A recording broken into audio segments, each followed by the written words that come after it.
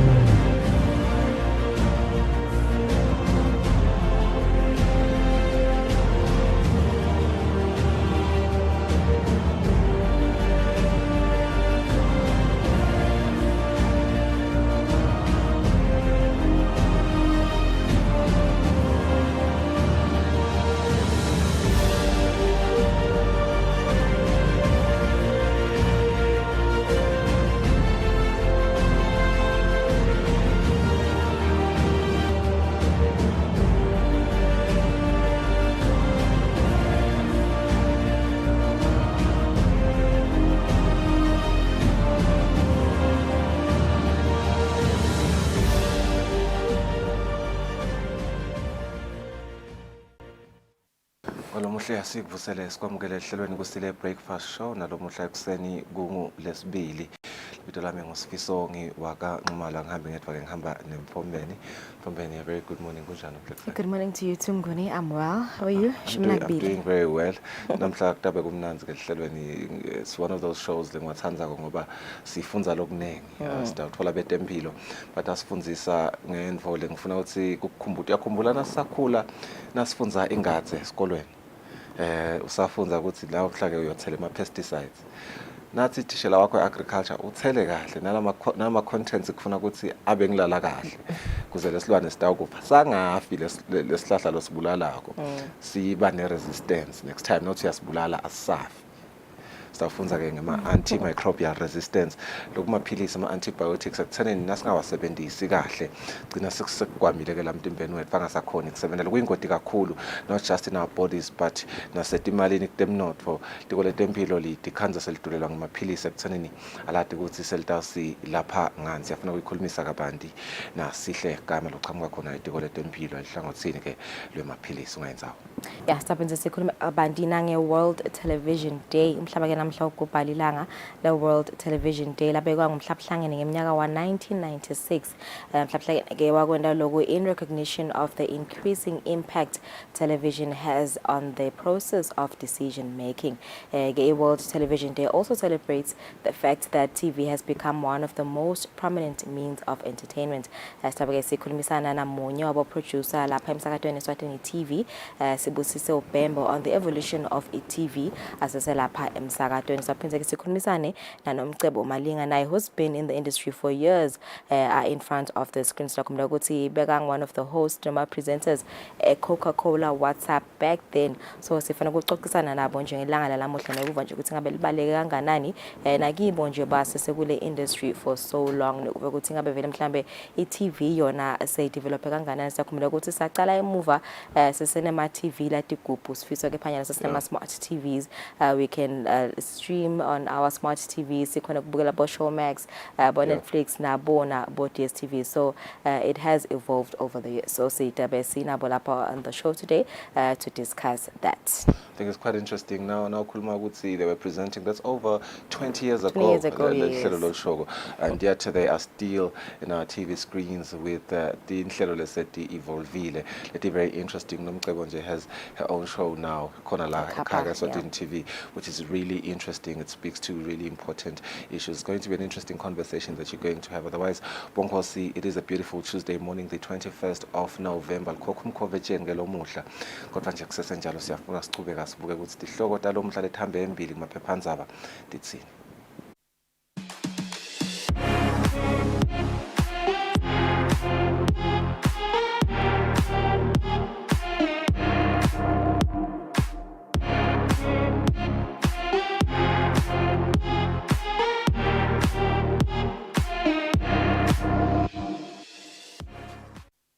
Alright, sasicela sibuke i-Times of Eswatini sibuka indzaba lethamba imbili lomhla kongolesibili indzaba lehamba imbili how PM turned down a lucrative job in Europe.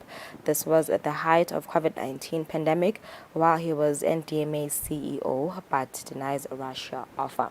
More on page 2. Kule lehamba imbili 6 killed in head-on collision Kumbi's crash ingotikele na lende khona lapha capital city eMbabane Itolo. Kanti lenye lihamba imbili leaked Form 5 papers development city there's hostel fees relief for parents.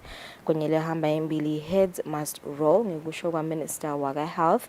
Kanti lenye lihamba imbili 2 kids begged father not to kill them.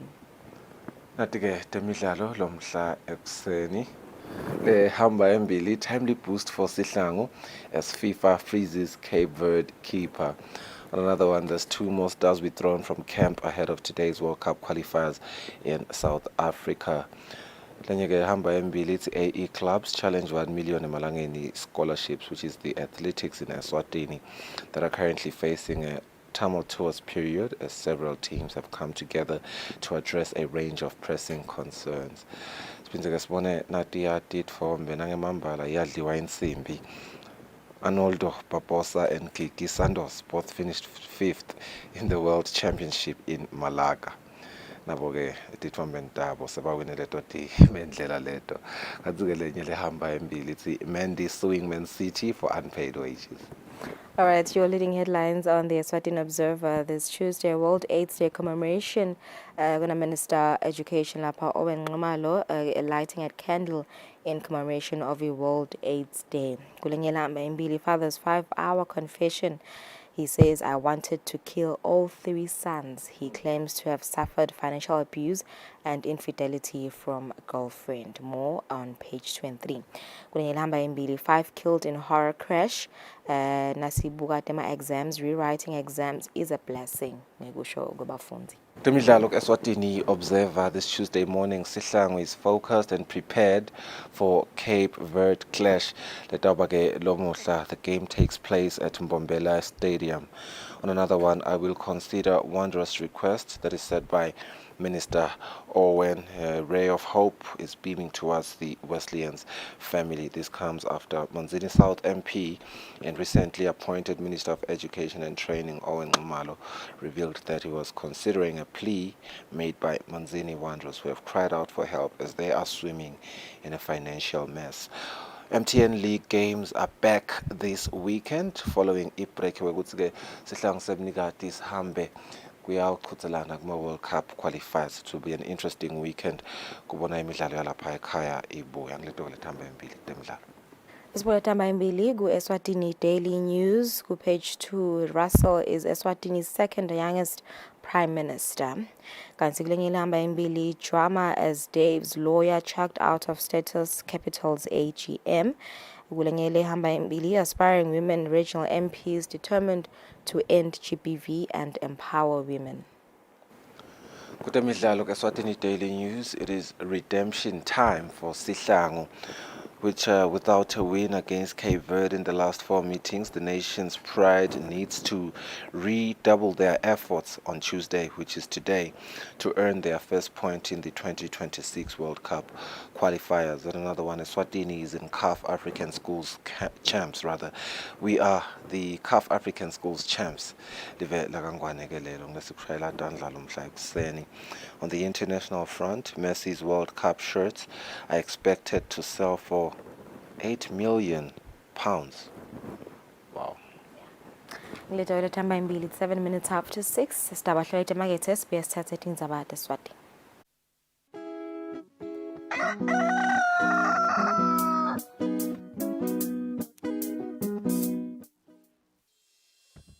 Umsakazo wetithombe iEswatini TV utibophelele kuhlonipha nekulandzela umgomo wetekusakata loweluswe libandla letekuchumana eVeni. Ngephansi kwalomgomo sitimisele kusakata tindzaba letentiya ngaleso sikhatsi tindzaba letide magama laqosheme letitsembekile letitsintsa tonke tinhlangothi naletisebaleni kusukela kutepolitiki, tetemphilo, tekulima, tetinkantolo netemhlaba wonke jikelele. sinilethela tindzaba njengoba tinjalo ngaleso sikhathi letenteka ngaso.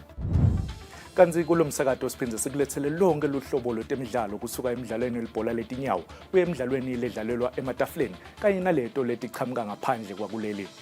Leti tindzaba lowudilethelwa ngumsakato wetitfombe Eswatini TV.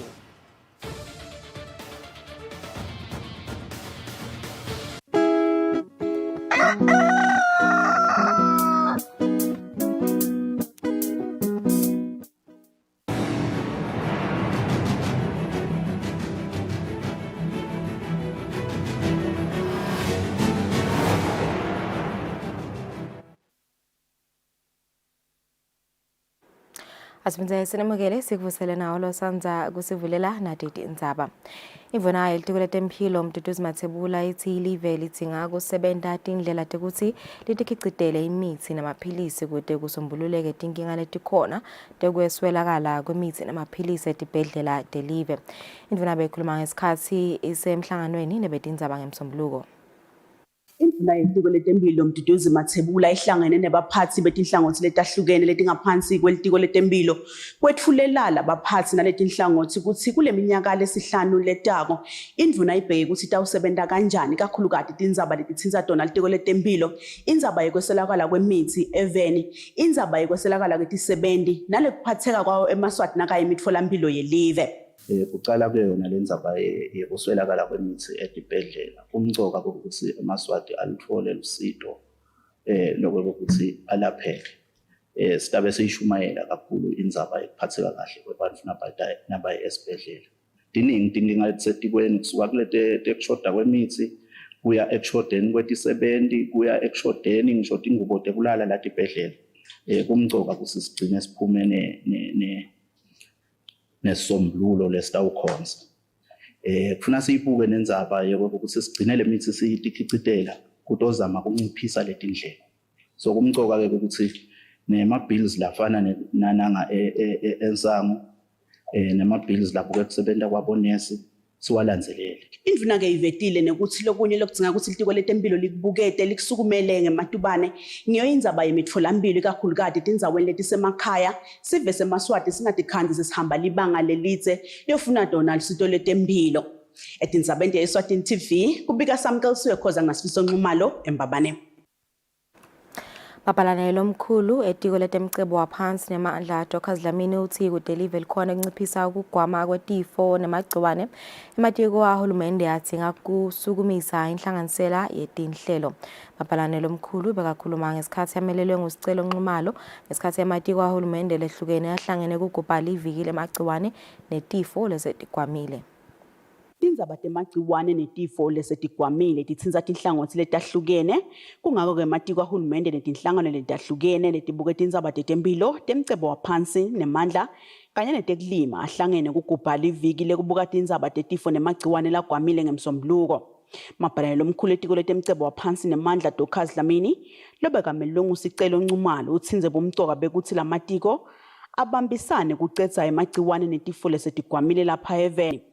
The Minister of Natural Resources and Energy, through the Department of Water Affairs, has enjoyed the benefits of the collaboration with Ministry of Health, facilitated by the antimicrobial resistance agenda in tackling public health issues such as waterborne diseases outbreaks, which has proven to effectively contain and curb the spread of these diseases.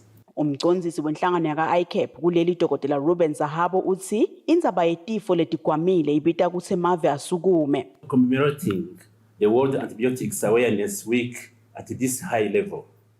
Dr. Zahabo uthi kuyancomeka kubona live laseSwatini lisukumile lifaka ligalelo kuyo imetamo yemhlaba yekuncoba tifo lesetigwamile. Lisekela lemphathi wenyuvesi yakangwane Professor Justice Twala uthi nenyuvesi nayo ifaka ligalelo etindzabeni temagciwane netifo lesetigwamile.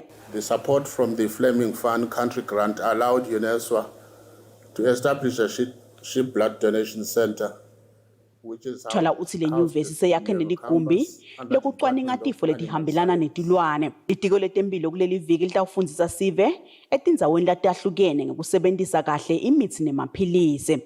Etindzabeni Eswatini TV kubika Samkelisiwe khoza ngasikhumbuzo Dlamini eMbabane.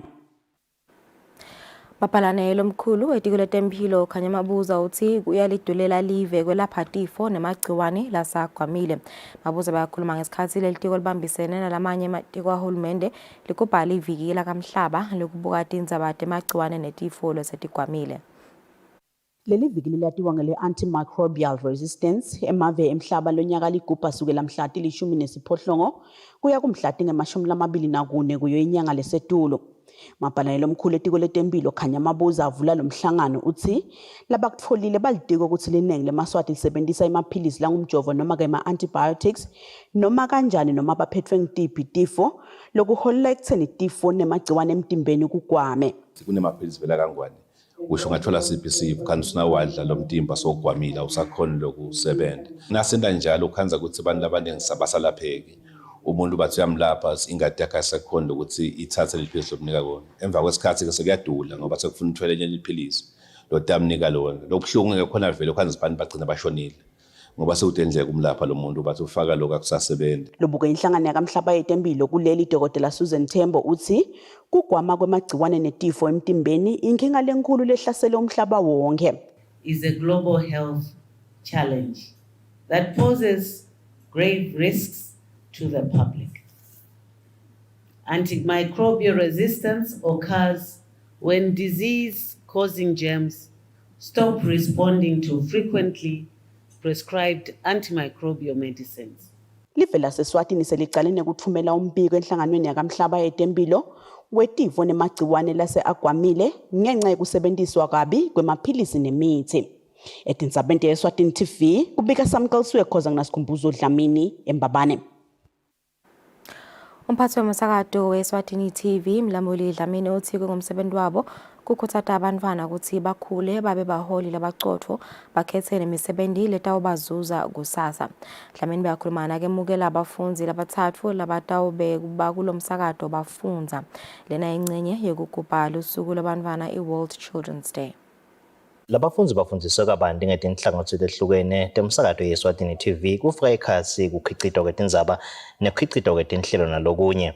Umphathi weSwatini TV Mlamuli Dlamini emikela labafundi uthe kuliphupho lakhe kubona bantwana nebafundi nje eveni baba baholi bakusasa. Sinale nishisekelo kuko konke nje lesikwenda sinale nishisekelo yekusita insha nebamphana baseSwatini ukuthi bakhule babe baholi labaqotho kusasa. Lisekela lalomelele inhlangano yaka-UNICEF kuleli Afshin Parsi uthe bafunzi kumele babe nelive etinkampanini balungiselele likusasa labo njengoba batawucetha kufunza batike ukuthi kusebenteka kanjani etinkampanini nasetinhlanganweni. During the COVID pandemic, we have lost a lot of education time. Children all over the world have lost that time. And this has affected their learning outcome. Nabo bafunzi bathi balungele kufunza bathole lwati ngekusebenza kulo msakazo.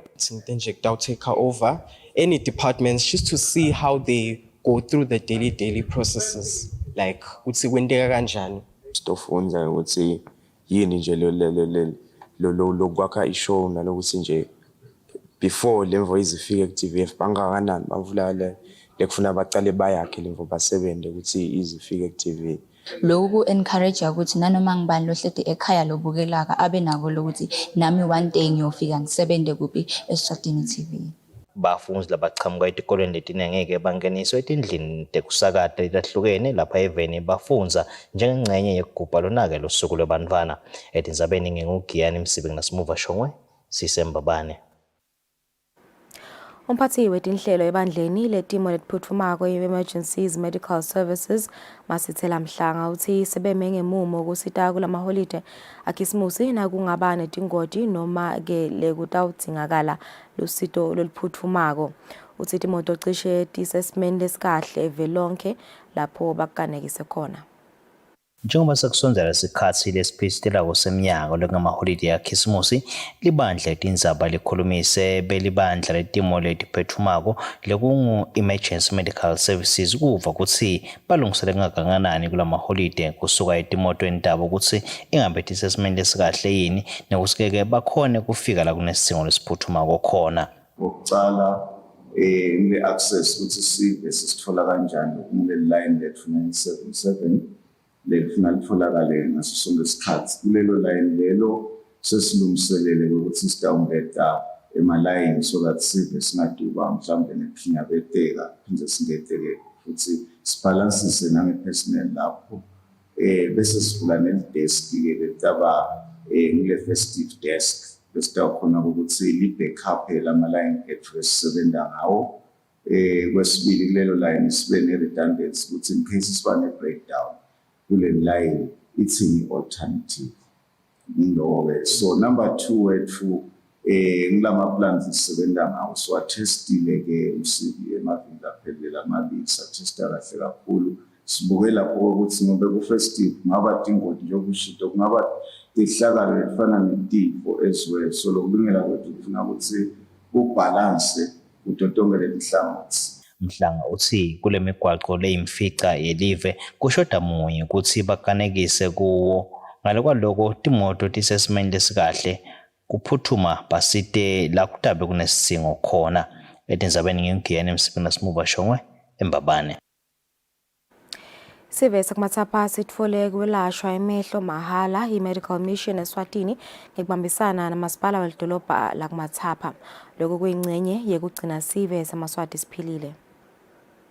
Sive sakumathapha sithole lithuba lekuhlolwa emehlo mahala bodokotela be-medical mission Eswatini. Siveke besiphinze sithola netibuko temehlo mahala bahlola-ke ukuthi engabe lawo mehlo aphilile yini. Lokhulumela masipala wakumathapha sihle sihlongonyane uthi lobuhlobo lobu nebe-medical mission buhlose kusita sive etindzabeni temehlo. Sive sonkana nje labakhona edolobheni lakumathapha abangenti abatawukhona ukuhlola ukuthi emehlo abo anjani. Bakhona nokuthi batfoleke tibuko tamahala next time le organization lesinayo lekhona la dolobheni. Bazama ukunciphisa lokho tinkinga tebantfu mhlambe laba ngakhona i-access ema-glasses noma ke tinsita tekuthi babone emehlweni kahle kanconywana. So i-partnership lesitfotelayo kakhulu imvo lesikutsata ke dolobheni ukuthi nalaba ngakhona kufinyelela mhlambe bakhona ukutfola leto tinsita lesitfola kona mhlalana bakhona ukutfola dutane khona edolobheni lakumathapha. Kanzi-ke nesive sithi siyalubonga lolu sito. Siyabonga kakhulu ngoba phela siphethwe ngamehlo nje sesikhulile. Indzawo leti ikhashana sakhona ukufika kude. Leti mbasha letebu kona kafoda letebu tidolile letholakala khona. So siyabonga nje. Sibonga nje kakhulu. Ngoba vele emehlweni asisaboni iningi lethu. Ngibona lapho ngiyaphunza kuphela. Endzaweni lenze angibona. Lolu sito-ke lokuhlolwa emehlo lutawuchubeka liviki lonke khona-ke kumathapha. Kubika khiyana emsipini nasimuva shongwe kumathapha.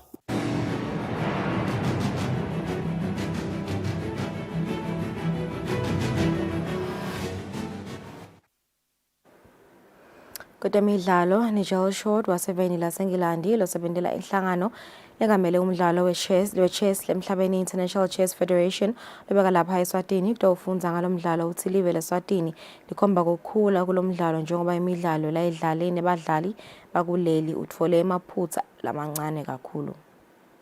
Nigel Short beka lapha eveni ngekuthunywa ngiyo inhlangano lengamele umdlalo we-chess emhlabeni. Short ufike wadlala lo mdlalo kanye nebadlali balapha ekhaya. Engabe ukhanze lizinga linjani yena Short kubadlali balapha ekhaya? I think they have improved. I was actually here in 2017 and it seems that the level is higher. That is my general impression. So we'll see. I'm not finding too many easy games so far. Kanzi nabo badlali balomdlalo bavete ngobumqoko abekufika kwakhe Short kuleli. Kakhulu I think kusiniketa insight yathini more than anything thina ema-senior chess players kusiniketa insight ukuthi sale si-hand over labancane so that they can actually take over from us. Basically it's the biggest challenge and sibona ngathi vele kuyathembisa.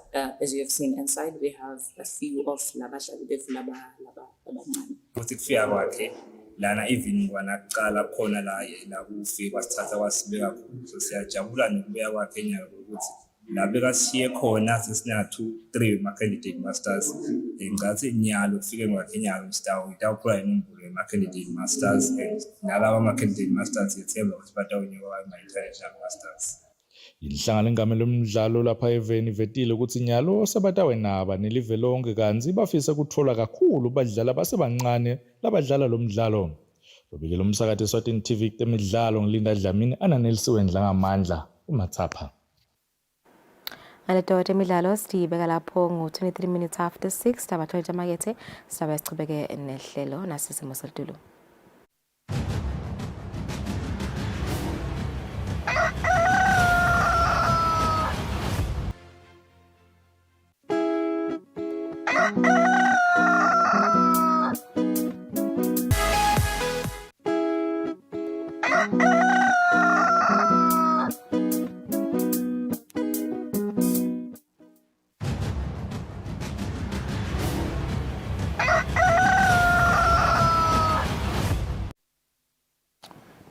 Minutes after 6 ngwelo muhla siphinze sikwamukele ehlelweni sifuna ukukhulumisa indzaba lenkulu kakhulu indzaba yekugwama kwetifo nemagciwane emtimbeni ukuthi ngabe kubangelwa yini engabe ma implications ako angakanani antimicrobial resistance bathi ke bakamhlaba it does pose a global public health concern.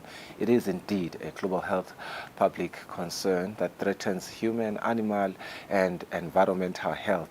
Nabuka ke lethi inhlangothi leti uyabona ukuthi shothi nje threatenisha impilo. Shothi ke if it is not addressed estimated ukuthi kungabita imali letlinganiselwa ku 90 trillion US dollars and 210 US dollars mhlaba wonke, and the death burden could balloon to 10 million lives per year by 2050. Let's explore this topic with Sihle Kama Kamwaitiko Letempilo. Mpokane, welcome to the program. Ngibuka nje ukuthi ni sasicwaningela how much of a threat antimicrobial resistance is. We can lose so many lives, 10 million lives per year. Sisaya ku 2050 kusichazela kabanti ingxenye nje sicela ukuthi yini le AMR, yini antimicrobial resistance.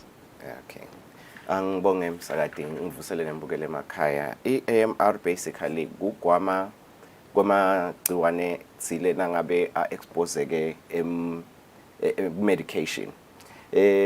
Amagciwane ayakhona kuhamba naturally. There is what you call a resistance. Aya naturally kufanele abe resistant akhona because they are living organisms. They are able to understand kusebenta kwaleminye imithi la threat kiwo, so they are able to agcina akhetha indlela tekuveyisa lamaphilisi such that akhone kuphila wona nawo ngekwawo. Kodwa ke ngani ngoba kithi akhoza kugula sibantu sakhe maphilisi ukuthi akhiphe lokhu atimbangela tekugula letiningi emtimbeni. So nasakha lamaphilisi zama kucosha wona, but wona ngekuhamba kwesikhathi agcina afundzile leli philisi ukuthi leli lifike lingilimade kanje bese selakha indlela tsite tekuthi lingabaleka leli philisi leligciwane. Yebo ngasho njalo nje. Engabe kude leligciwane litayele lamaphilisi engabe kusuke khona yini lengingakwendi kahle mina as lo muntu lothethela amaphilisi. Noma, because my question really becomes then, nangabe ngiwathatha kahle, is this possible?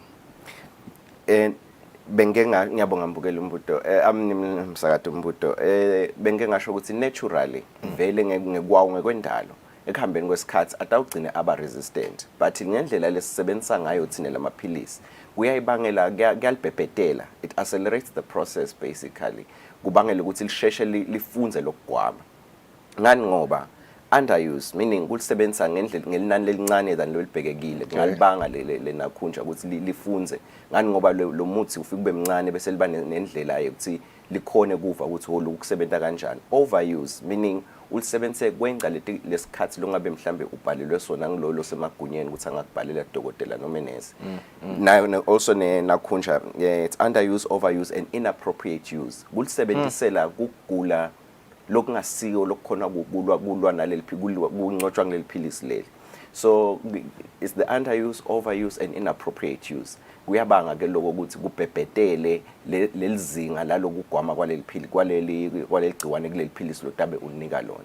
Ngabe how common is this Mpokane, ngoba ngiyakhumbula nje sisakhula nawo sesengumvana vele umntali uyakulandelela nangabe bawugula uyana esibhedlela bakuprescribele bakubhalele ukuthi take 2 ekuseni, take 2 emini, take 1 sambama ngiyabhekisa. Ukhanze ukuthi mina nangithathelo 2 ngive ngathi lokugula sekungathi sekuthithibele kancane. angisafuni kwathatha lamaphilisi, but with the supervision of umntala ukhanza lo ukuthi ngiyakhona lokuchubeka. Ngabe ngokuphi lo nikhanza kuba common kuma patients ngile underuse noma ngile overuse noma ngile inappropriate use? Ngiyabonga umbuto lomuhle. Bandvu ngekwehlukana kwabo bendandvu letiningi letehlukene. Kungaya ngithi mhlambe akatholi lwati lolwanele ngale bumqoka balokusebenzisa leli philisi. Kodwa ke sengibuyele embutweni wakho lokuyaye kukhombe kuba inhlanganisela kude longathi cha lokungikona khamba phambili. Kusebenzisa amaphilisi ngathini uqale ngathi lo muntu angawanathi ngalendlela latshelwe ngayo. Kumcoka lokuthina ngithi natha amabili ungadiphunguleli wena uthi khanze sonatha linye. Ukhona umonakalo lo wenda kongaloko ngoba nalamandla nethi isindwa dala amaphilisi atlingani. Nangabe bekuthitwe nje fa unathe 500 mg kanti mina nguneta 2 abo 250 wena sothi choose la kunatha linye. Lelizinga lelinani lala maphilisi la ngatini kamthanjeni wakho lekufanele lihambe wonke lo mtimba litoncoba leligciwane la likhona khona la mtimbeni lifika libe linani leliphasi iqualifier in kulo underuse lesimshilo eliya ukuthi lokusebenza ngelinani lelingaphasi kunaleli bokunye bokufanele ngawusebenzisa ngawo kuyalibanga lephili nakhunja ukuthi lifunze bese lokunye lokuthi kathathu ngelanga lelilanga bengilo 24 hours uganyulwa ngaleti cucu kathathu so now uthi 24 divided by 3 it's every 8 hours nangabe ke khona lapho khona ukhanze uthi wena uyalinatha but bese awusagcili kulabo 8 lamahora lasiphohlongo lo mntu likhona la lifike liphumule khona legciwane lithole amandla khanze usilamaphilisi semancane lamtimbeni nalithola lamandla linda lokufunza kabusha ukuthi leli philisi nasekabuya letha ngabe ngicine kangaka. Does that qualify lo inappropriate? It's inappropriate ke loyo it's in adherence leyo in adherence. So loyo it meaning ukuthi ujeliwe lo mthetho but awusawulandzeli kahle. Okay. So lapho ke lokungawulandzeli kahle ngaba ngile frequency ngaba ngekuthi ulinathe sodlile ulinathe ungakadli khona amaphilisi la sebenta ngcono na ungakadli ashesha ngene khona amaphilisi la ahamba nalokudla lamanye athathwa nglamanoni avele ameme lamanoni nalokudla la fatty foods so kumcoka lokulalela lemithetho that's the inappropriate use bese ke sekubani lo inadherence sorry sure. Then bese songena inappropriate ngalesikhani usuka uya etinzaweni thite letinye letigunyatwe ngumthetho kodwa ngoba kune ngcindezelo yemali meaning kunale inflation then cash incentive mara the monetary incentive ukhathi selakuthengisela i-antibiotic hayi ngoba ugula lokugula kwakho kudzinga le antibiotic le kude licwaningo labalendile ngoba bona babona ukuthi batawuba nembuyiselo yemali manje bese sebakuthengisela so there is the underuse overuse inappropriate use inadherence ngathi ngesiswati ngawabe kanjani kodwa nje ngiyethemba ngikhamba kuyevakala I think kuyevakala ngiyabona ikakhulu la ka inappropriate ukuthi ngesikhathi utawa natha kanzi akahambelana nalokugula kwakho ngiyabekisa ungathatha ipanado kanzi uphethwe sisi kanti sathi ukuthi ipanado yenhloko yes ibhlungu overuse bo usafuna ngena ku overuse I think for the benefit of nangiyagoga ekhaya lamagama ayenda lokubasingisa ngiyacela ukuthi ungendlalele nalo overuse kahle. Okay, overuse emlaleli emakhaya ukhulumisa ukuthi namaphilisi uniketiwe kwathiwa wasebenzise emalanga abesihlanu ngekulandzelana sebayo so uyaliwe ukuthi unathe sodlile noma ungakadli wecise emahora lamangaki uwanatha kuze kuphele emalanga lamangaki umuntu ke ngekwenjwayelo umuntu uyawasebenzisa amaphilisi athi nasabona ukuthi nalele lingisidako alibekise adoda abekise naleli gama bese soyasuka uqonza kuleti indzawo lengishito khona ukuthi laba ne financial incentive laba ngibona babese babona ukuthi kuyimbuyiselo ukuthi ngithengise liphilisi noma ngabe ngingakagunyatwa umthetho 10 ngencwadi yadokotela so bese uyabuyela ke gogo enakhunje naye emtholampi aye kuleyo ngepharmacy noma esibhedlela 10 athi abantu abami nginike nako bese bayamniketa ke ngelinani lelecalela lelwe kaniketwe lona athi khanze sekalungelela lamalanga kanti phela nangabe lokugula kungabi ngilokukhomba kuba ngcono kulamalanga lobubhalelwe wona kusho ukuthi buyela phela emtholampilo kuhlolisiseke kahle ukuthi kugula 10 ngabe ubangwa yini kahle hle phela ngani ngoba kulamaphilisi ekucala lesikunete wona kulamalanga la 5 mhlambe nawo nemalanga la 5 kufanele ngabe sekungcono noma ngabe sekuphelile kodwa ke bese umuntu uyahamba atilungelele yena ngenxa ukuthi sona leligama laleli philisi so nale mitheshwana yayo futhi ubuye anikedwe ngumuntu longendi ngalokho semthethweni ngani ngoba yena ubhekena kubuya kwemali lokuhambisana namaphilisi. Yeah, no, lo msebenzi mkhulu ngiyayibona nje indzaba ukuthi kufuna sibe careful nanathi ukuthi si prescribe labo bantu amaphilisi. Sibona ilitolo kuke kwaba nama pharmacy la bogus nama pharmacies la ngekho emthethweni. Kunebungoti lapho. Phindze ke kube nebungoti ekuthenini sisebenzisa kanjani le mithi. You've alluded to inadherence, inappropriate use, overuse and underuse. Umbuto wami ke lengicabanga ngumbuto lomcwa kakhulu ukuthi ngiwo onke yini lamaphilisi. Okay. Yeah, ngiyabonga msakati. Kuleli viki leli lesicubulo sona kahle hle sithi World Antimicrobial Resistance Awareness Week. Okay. Si concentrate kulama antimicrobials. Antimicrobials ke ngilalwa nanoma ngabe ngisiphi igciwane lelikhona emtimbeni. Ngekwezi ngisi ayehlukana khona ibacteria, khona bo fungi, khona ama yeast, khona ama viruses. Kuningi lokho but kulesicubulo salenyanga le ngilama antibiotics. Hayi ngani ngoba hleze kungiwo odwayini la khomba lokugwama. Kodwa nyalo ngalendlela lasebenziseka ngayo kaningi kunako lokuthi cha ase kuconjwe wona nje levikini. So ngibuyele embuteni wakho msakade uthe maningi lamaphilisi diningi letinhlobo kodwa nje kulama antibiotics lengiwona cishe alapha kugula lokubangwa amabacteria. Ema-fungus akhona nawo usually kulabonisa embutane diningana ke nawo but ke wona athanza ukuthi usually ayamele ngekwenjwayelo ayamele ukuthi lesimo salomuntu sengadi sibe ngilesehlako opportunistic ngasho njalo wona asinabe lamasotsha emtimba aphasi bese kuyangena ke but lama bacteria wona noma ngangininje ungakhanza sona emkhuhlane lo strong unema ukhwehlela kabhlungu emalungs akho njani kuningi etilonza sekuvela ina kuningi lokungayibangwe ngilwa bacteria ngisho nemehlo ngalesi sikhathi avuvuke abenjani kuningi loba ama bacteria lokwendeka so le resistance imcoka kakhulu kulamalanga sichuze ukukhetha lama bacteria because akasakheki ngaleli nani lama new drugs akasakhiwa ngaleli nani bengathiwa kubukeka ngalo ukuthi adzingeka ngalo. Interest yetinkampani letingitona ka research and development ibheke kuletinye tingondo tetimpilo bekufike na iCovid lesuka kiyo iresearch netimali incumbi tibheke taya khona manje ke lokubhlungu ukuthi naletinkampani tiya entweni letaba nenzuzo kito so kwamanje nje ngalendlela lekubukeka ngayo mancane lama antimicrobials la antibiotics lakhiwako so kumcoka ukuthi langa lesinawo siwasebenzise ngebuciko lobukhulu sigunyatwa ngomthetho nahulumende abe ngilokucinisa sandla kubukane kulawula lokuthi kahle hle wena ungubani wena lo wenda lamaphilisi naloku capacitator loku to build lokwakhala icapacity kuhulumende ukuthi sikhone lokuqilonga letlokatana sitokwathi ukuthi ngaleli thuba utholile kugadla ugadle kule antibiotic ugadla the right way using the right antibiotic. Angathi sengibeke kanza kakhulu. Yeah, no cha kuyevakala ngiyatibuta ke ukuthi engabe etimali nawuthinza yona indzaba ukuthi nalaba labakhicitako lamaphilisi abasawakhiciti ngalendlela ngathi le demand ibe seyihemperisha ukuthi kuvele imikhuhlane efana nabo COVID-19 nalokunye nje kugula lokubese kuyavela abantu ke bafuna imali like you have said.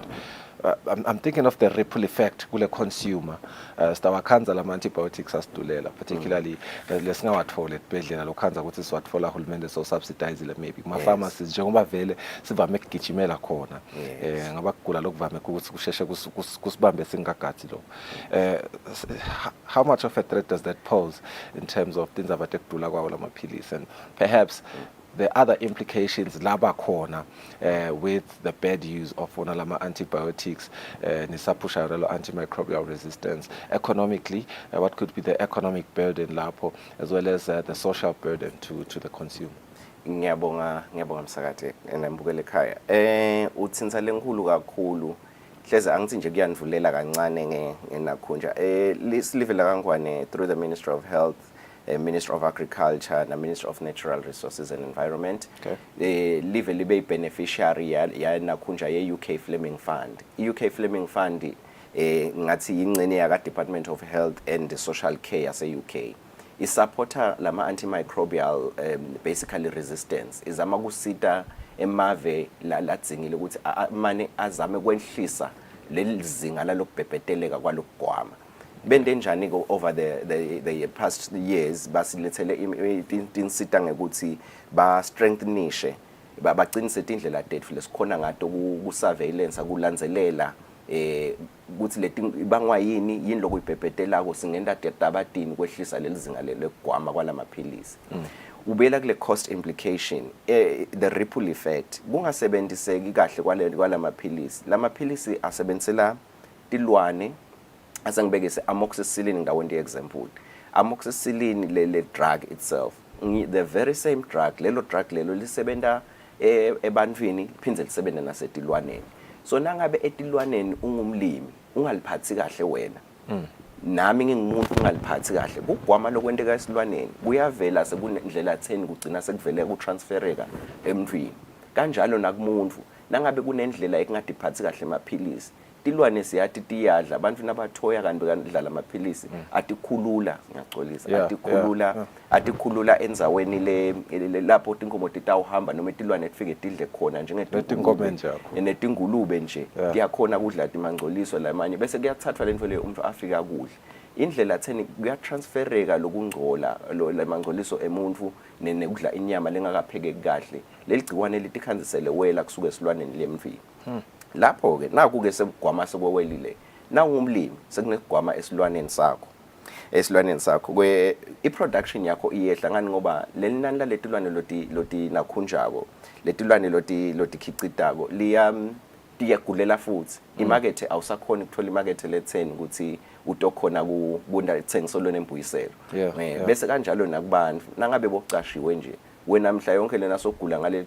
sona ligciwane leligwamile awusavele emsebentini bakuniketa emalanga lamathathu esibhedlela ukuthi uyagula hawu wena solo awululami na kuphindze bawalungelele emalanga bawule umcashi ngalana umkhicito uyehla ngani ngoba wena awukho emsebentini so kuningi nak environment ngoba sisho ukuthi kumadiko mathathu lento nga environment nga agriculture nasebantwini nga human health so naka environment ke khona lokubeteka kwemvelo lamanti nangabe umuntu atikhulula lapha enakhunjeni eceleni kwemandi kanti bekanathela amaphilisi ngendlela lengasiyo sekunaleli gciwane 10 la khathi kulamangcoliso akhe noma ngabe mhlambe ngihluphi inhlobo temangcoliso angena lapha emandini la ngaleyo ndlela leyo ayahamba kunetilwane emandini environment la kuphila khona tilwane letiningi so nakhona leto tilwane tiyathika beteka etukwa lokho endasi nemfula kunalabo abasebenzisa kolamandi bayawasha phindze kunetilwane letinatha wona lawo mandi so le Fleming Fund yaletha letinsita ngekuthi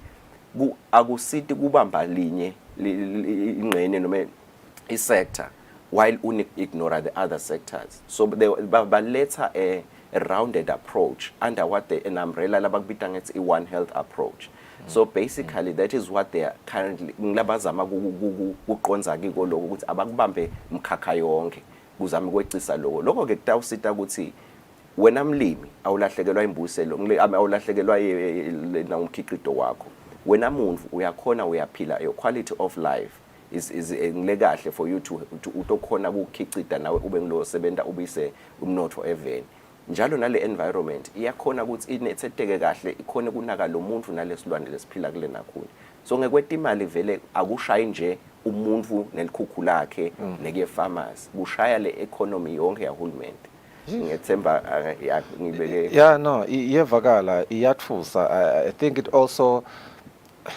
also allows the ukuthi nakule ngushite ekucaleni letimali it justifies letimali bengitisho because those are the millions and millions and trillions actually of timali lokuthiwe singatiluza through nangumkhuhlane nangu we-AMR I believe umbuto lo besiyalandzela ukuthi sinibonile eminyakeni lophelile I believe that was the first phase was it the second seyinema ngathini ngisho njalo first phase siya second phase hopefully i-Fleming Fund will be able to support us again because kunetinsalela temi activities lesingakakhoni kuwenda aphelela la money highest bangaphelele lokhu nje adzinga isikhathi lesithe so beba bese sinawo kwethemba ukuthi second phase batasilungelela futhi sikhone kwenda ngalokuphelele lalabanye ama activities lasele.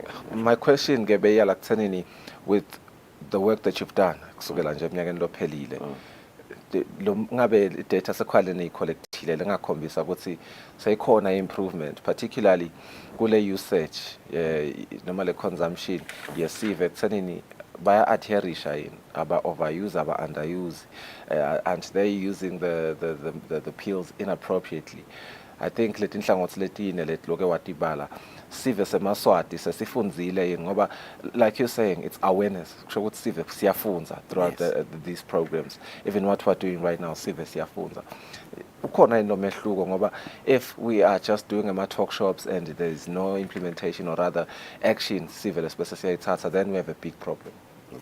Ngiyabonga msakati embukele ekhaya ngafisa lokuchaza nje ukuthi kukhona ekucaleni kwalama project bekungilokuthi asekutholakala ukuthi kumephi nje lesimo ukuthi simenjani silive kwathiwa nasekutholwe le baseline data kwabe sekwakhiwa indlela thente ukuthi singakhona njani ke kwesende show ukuthi sinciphisa lokubhebhetela noma le contribution ya each identified factor. Emva kwaloko ke kwabe sekuba nema interventions landiwako kule project lena nje njengoba bosho kulama phases langa lokwendiwe to try to improve from lokwatholakala ekucala lecwaningo lecala kulama baseline ema laboratory ethu kucwaninga leti lokatana ema laboratories ku identify ibhedlela letine mbabane government ngala ka human health mbabane government iRFM Raleigh Fitkin Memorial, Good Shepherd Hospital, Anahlati Khulu Hospital. Leti setshenzisiwe leto kubuka tinfo leti contributor ukuthi lesimo sale AMR singabanjwa kanjani sikhalinywe kanjani kulete emtholampilo kanda human health. Bese ngalana khona ka animal health kunema laboratory kamanzini nawo la capacitated akhiwa afaka imishina la ngekhathi kuze utawuthi nangumlimi nawo nangumfama ukhona ukuthi nabakuhlolele emavet athathe leyo sample ayimikise le lab yaleso silwane noma mhlambe ngaba bovu baleso silwane kungaba la ilimele khona noma ngabe ngikuphi la kutholakala ukuthi kudzinga kucwaningwa khona bese kuyamikiswa ke elab kamanzini bacwaningela bacwaningi bakhona laba amavet laba trainiwe bodokotela bakhona bese sebayasho ukuthi imlimi sicela uyothenga naliphilisi nali lokho ke kusitile ngani ngoba lama labs nalama reagents lathengwa ngekusupportwa bo Fleming Fund asesitile lokuthi sikhone kucapacitator the labs lokucwaninga side of it lokucwaninga lamagciwane lokho ke kumqoka ukuthi ngani ngoba every time hulumende agadla ngeliphilisi abesadi ukuthi ngigadla ngaleliphilisi leli kulomuntu noma leso silwane ngekuthi siyadi ukuthi leso silwane noma lo muntu vele ugula nganaligciwane nani so kusitile ke lokho ukuthi every time u treat umuntu bo treat with the right medication and also nasubuka inakhunja lokunye lokubukile ema prescribers both kulaba prescribe latilwane lokubona bagunyatwa ngumthetho ukubhala lamaphilisi bodokotela nabodokotela betilwane kube nema trainings netinsita talama ukuthi kahlehle kuze uconnect prescriber yenda kanje ulandzelele naku lokho nako lunye sikutholile through the Fleming Fund ukuthi sikhone kucapacitator the prescribers those amibala some of the improvements labanga ukuthi nyalo ngasho ukuthi sisuka phi siyephi sendeni bese nasubuka futhi iregulation kuhamba kwalamaphilisi nekutholakala kwawo ema wholesaler toti kuziyofika nasemitholampilo kuma pharmacies sekunendlela kuqiniswe lemithetho yalokuhamba kwawo ukuthi athengeka kanjani naso noma sibawathengile kuwo ke wena wholesaler timphephatini lona lothenga le mithi lekufanele atilethe kuwe lekubheke ukuthi cha nakalethele iphepha leti tina naku kusho ukuthi songamnika so uhulumende naye uqinisile ngala ema prescribers la ngibona bagunyatwe umthetho okubhala amaphilisi banikite wena ba trainiwe kahle hle bakhuliswa lo lwati lokuthi yini lekufanele bayicikelele nababuka lokho kanjalo nalama labs la sifike khona kusende lama samples khona nabo bathengela imishinal emisha nema reagents lamasha basically the nation at large and such weeks where there's the awareness week it is where lapho khona lo lwati luyakhishwa nje. So sihlala tenkoni tonke ngasho njalo kukhonyana le improvement ngoba lama reports sekayaphuma ukuthi wo liphilisi ithile ungathi kufuna siliphumude ngoba ungathi ne resistance. Kuningi lokwemabhodi lokuphuma to all the stakeholders. Nginekwesaba ke Mbhokano sayithinza nje lenzaba ukuthi ngabe kungabi ibhakede lenkilingana ukuthi sithi sikhemandi ngalana sibheke ukuthi siyahamba ngalana kuyavuda. Engabe usathinza yona indzaba yokuthi nenyama nje sibekise ngebeef siyalobola sithatha ingoma esibayeni siyihloma sikhali sibeka ati kwesefo siyayidla ayika testwa leyo akayiswa ndzawo kuphinze kunanaba labathengisa inyama yebeef nje losibade ukuthi maybe bathi labanye igazi emangweni inyama singayitfola lapha kaGama incanya ayika testwa na ufaka sikhali unesilaha sakhe la khaya ingcenye athengisa inyama indzaba phela ukuthi siyadulile ke emadolobheni sikhuluma yona indzaba yepoverty. All these other loopholes la khona engabe tinto lentibukile indlete ukuthi engabe takugcina sekwenabele nakhona lo capacitated kwabo labantu laba lokhanza ukuthi ekhaya sesihlaba inkomo sivele siyifaka emnonyeni. Ngiyabonga kakhulu Msakati. Bengiyandvulele ekucaleni ukuthi kahle hle le ndlela lesizama ukunciphisa ngayo lokugwama kwalamagciwane sibonile ukuthi ngabe ngaba liphutha nangabe singasuke sinake yinyingoni nyalo uthinza nje nayenyama so sikhulela etinyameni kanti futhi uyithinza nje ngani ngoba ngekuva kwami uzama kuva lokuthi nasiyipheka singayipheki kahle ubuka lokcrossa ukuthi kwente kanjani lokuthi nasingayipheki kahle kuyangena la kithi setikhanza sesigudla kane sisemcimbini singadi. So ngalama fisha bengilandzele ukuthi letinye letinsita uhulumende latitfolile ngalo flaming ngilokugcinisa the regulation lemithetho yahulumende. Lokhu nje bekunabalingani bethu bangala ka agriculture ngelisho abekho namuhla kodwa besinabo kule minyaka imihlangano sinabo futhi kule viki lomcubulo zalivikile ku create awareness antibiotics nabo banetingoni tsite letisita ukuthi singagwema njani lokuthi lendvo umuntu angadli adle lokucilongiwe asiyibambe igama ngiyabona ukuthi songifakela insaye ukuthi ngibabite nabo lebelitiko letekulima ukuthi bathi sichazela kabanti ehlangothini letekulima because of time by the way angovali ngoba kunjani isikhathi sethu kufuna ukuthi siqhubeke nelihlelo sibonga kakhulu isikhathi sakho gama sibe semaswati sifunze lokuningi kakhulu kwelo mhla sibahlule emakethe sabuya siqhubeke nelihlelo.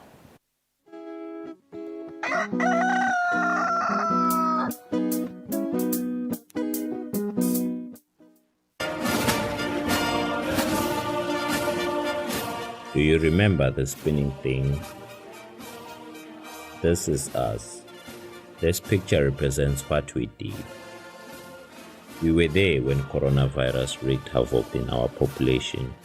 Together with other stakeholders, we formed the first line, controlling the spread of the unknown and unseen enemy of the people. Anxious ourselves, we collected dead bodies countrywide. At the time when no one wanted to come near dead bodies of loved ones, we did care for our fellow citizens. Thank you, the people of Eswatini and teams of first responders.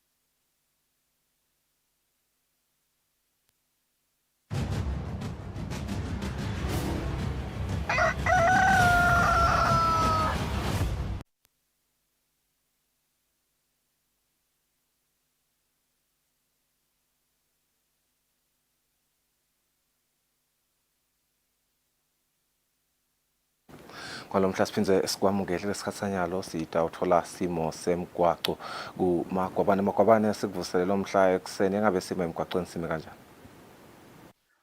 Kusele Mnguni ekuseni ngalokukhethekile ngikusele umbukelo walolu hlelo simo selitulu sinhle sibili ngaphandle likhomba kushisa noko ke siyawukhuthata ke kuwe losake suke ekhaya sihlola imandi yemotolo yakho wena isiqiniseko sokuthi kulesimo noma ke kulokushisa lokukhona ngeke iphakamise emageji imotolo yakho ngekuthi unikile lithuba lokuyihlola tonke izinto letingakuhlupha usahamba khona ke emigwaqweni umthamo ke wethu motolo sowuphakeme nasibuka yona imigwaqo yethu yelive kanjalo nelinani lalabo labahamba ngetinyawo noko ke kude tinguquko letinganani solo ngito nje tibane temgwaqo embabane letingasebenzi lapha esibhedlela kuwo umgwaqo lo nge-MR3 kanjalo nemgwaqo lo wakhiwako lapha kusozisa eceleni kwesikole lesikhulu sembabane Central lapho timotolo tiniketana wona ke emathuba kanti ke kulonye ihlangothi cooling station solo ikhona lapha eTulu kuMangwaneni nawuthatha umgwaqo lo nge-MR3 lapha nawutawehla yona inthaba yakumalagwane lapho tinqola letinkulu timiswa tithatha ke wona ke umzila ke longasenqele timotolo letincane ke ngikulandzela tona timpawu letiphakanyisiwe siyawugcina sekudla nasiyawehla yona ke inthaba yakumalagwane kucila nje kusosiza ukuthi awube kunene lelitubane asilinciphise sisendlula lapho kwathise ukuthi bashayeli bayawusehle bahlole timotolo kanye nemaphoyisa uphila kwakhe nokulungela kwehla yona ke inthaba yakumalagwane kanti kulonye ihlangothi lapha indase kumathapha nawuthatha noma ke ubukahleba netemgwaqo letilapha elisushwane nakhona kamanzini nalapha enhlangano tisebenza kahle tibane tethu noko ke lapha kalobamba na uhamba namgwaqo lo nge-MR18 nawufika lapha kuBomalkens lapha kuBoliyengo bomawela uyalungisa loyo mgwaqo loyo kulandzela ke nanka ama-potholes labonakalako emgwaqweni lomkhulu lobheka khona koBhunya bekunene siyasinxusa sive ukuthi sisawusebenzisa lo mgwaqo asishayele ngelitubane leliphansi kakhulu ikakhulukazi nalapho ke sebasebenzela khona noma ke lapho bangakefiki khona liso lakho alibe ngelikhaliphila kusiko ke kuphela lapha eBhunya nakuletinye tifundza imigwaqo yethu ayikho esimeni lesikahle kulandzela timvula lesibenato ungaba ngumgwaqo lonelitiyela noma ke umgwaqo lodelitiyela avukile ama-potholes ngendlela lebita ukuthi umshayeli anakisise aqaphelisise asendlula ke kuleyo ngcingwana leyo kanti kulonye lihlangothi asivete bekunene ukuthi enhlangano umgwaqo wethu lobo usolo uvaliwe usuka lapha kaMjuda ubheka khona le Mshiselweni noma ke kuBosihluthi MR11 so uvuliwe ingcenye yawo lapha siyacela nje sibekunene nakube sewuvuliwe basekhona labo labasebenzako asichubeke sishayele ngalokukhulu ucophelela kanjalo ke noma usuka kumahamba ubuya eTulu kugege usalungiswa umgwaqo usakhiwa kunetinzawana lapho sivulelwe khona lijinge litubane lethu libe ngelincane sijinge futhi sicaphele kwatise ukuthi ikhona tincola letinkulu letijuba wona umgwaqo nabo labo labasebenzako bayaphithitela eceleni kwawo umgwaqo ngakho ke ndasiqiniseko sokuthi la ukhona khona ekuphepha utibeka embili lapha elibonjeni usekhona umoba lohanjiswa ngathi kuncola letinkulu bese kunaka ke imfuyo lelambukela wona umoba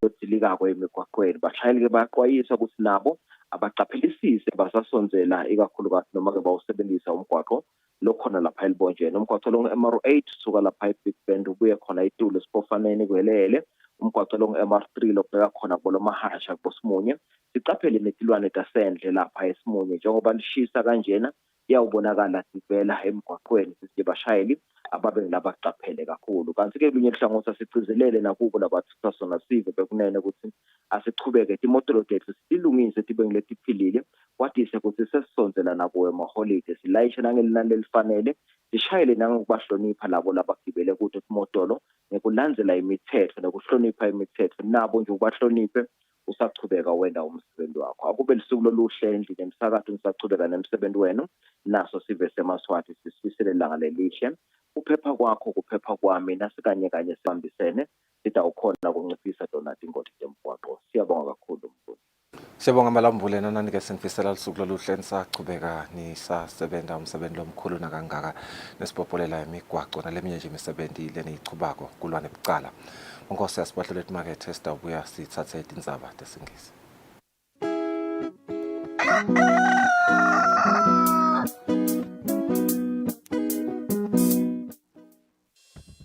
We at Eswatini Television Authority are committed to observing the Eswatini Communication Commission's Broadcasting Code of Conduct. Under the code, we are committed to broadcast news that is current, free from hate speech, accurate, balanced, and fair. From politics to business, health, agriculture, courts, and global news. We bring you the latest updates as they happen, when they happen. We cover all the sporting codes from the football pitch to the chessboards. This is Eswatini TV News.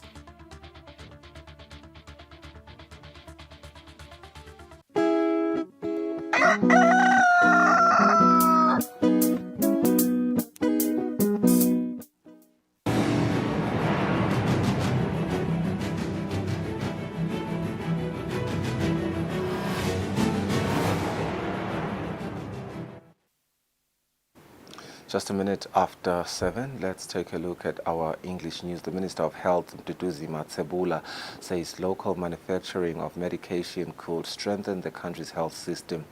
The minister was speaking during a meeting with heads of departments on Monday. The Minister of Health, Mduduzi Matsebula, had an official meeting with heads of departments and units under the Ministry of Health, where he unpacked his vision of improving the health sector through collaborative efforts. Instill discipline among health workers at all levels and enforce laws for the prevention of corruption within the health sector. Protect the nation from high expenditure on healthcare in order not to worsen the poverty situation. We have to look at issues of shelf life and priority imithi lesingakhona kuyihlalisa nalethinekile. A lot needs to be addressed in that area.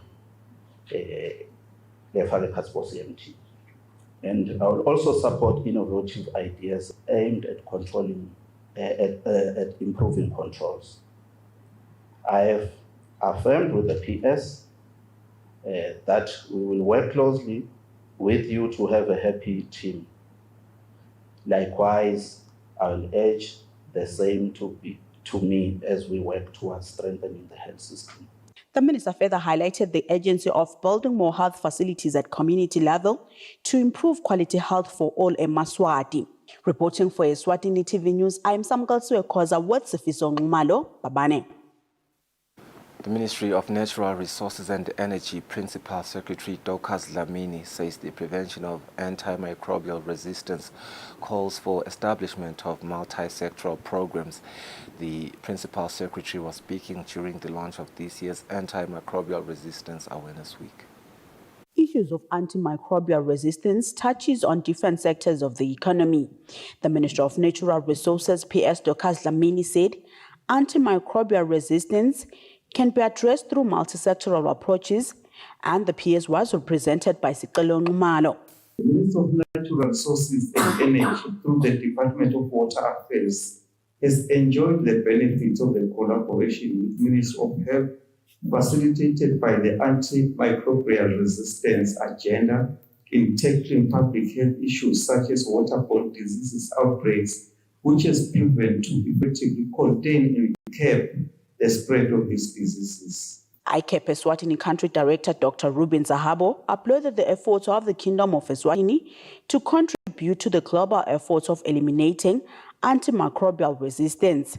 So commemorating the World Antibiotics Awareness Week at this high level portrays the commitment of the government of the Kingdom of Eswatini to contribute to the global effort to fight and curb antimicrobial resistance. The University of Eswatini Vice-Chancellor Professor Justice Twala said the university has established a sheet blood donation center.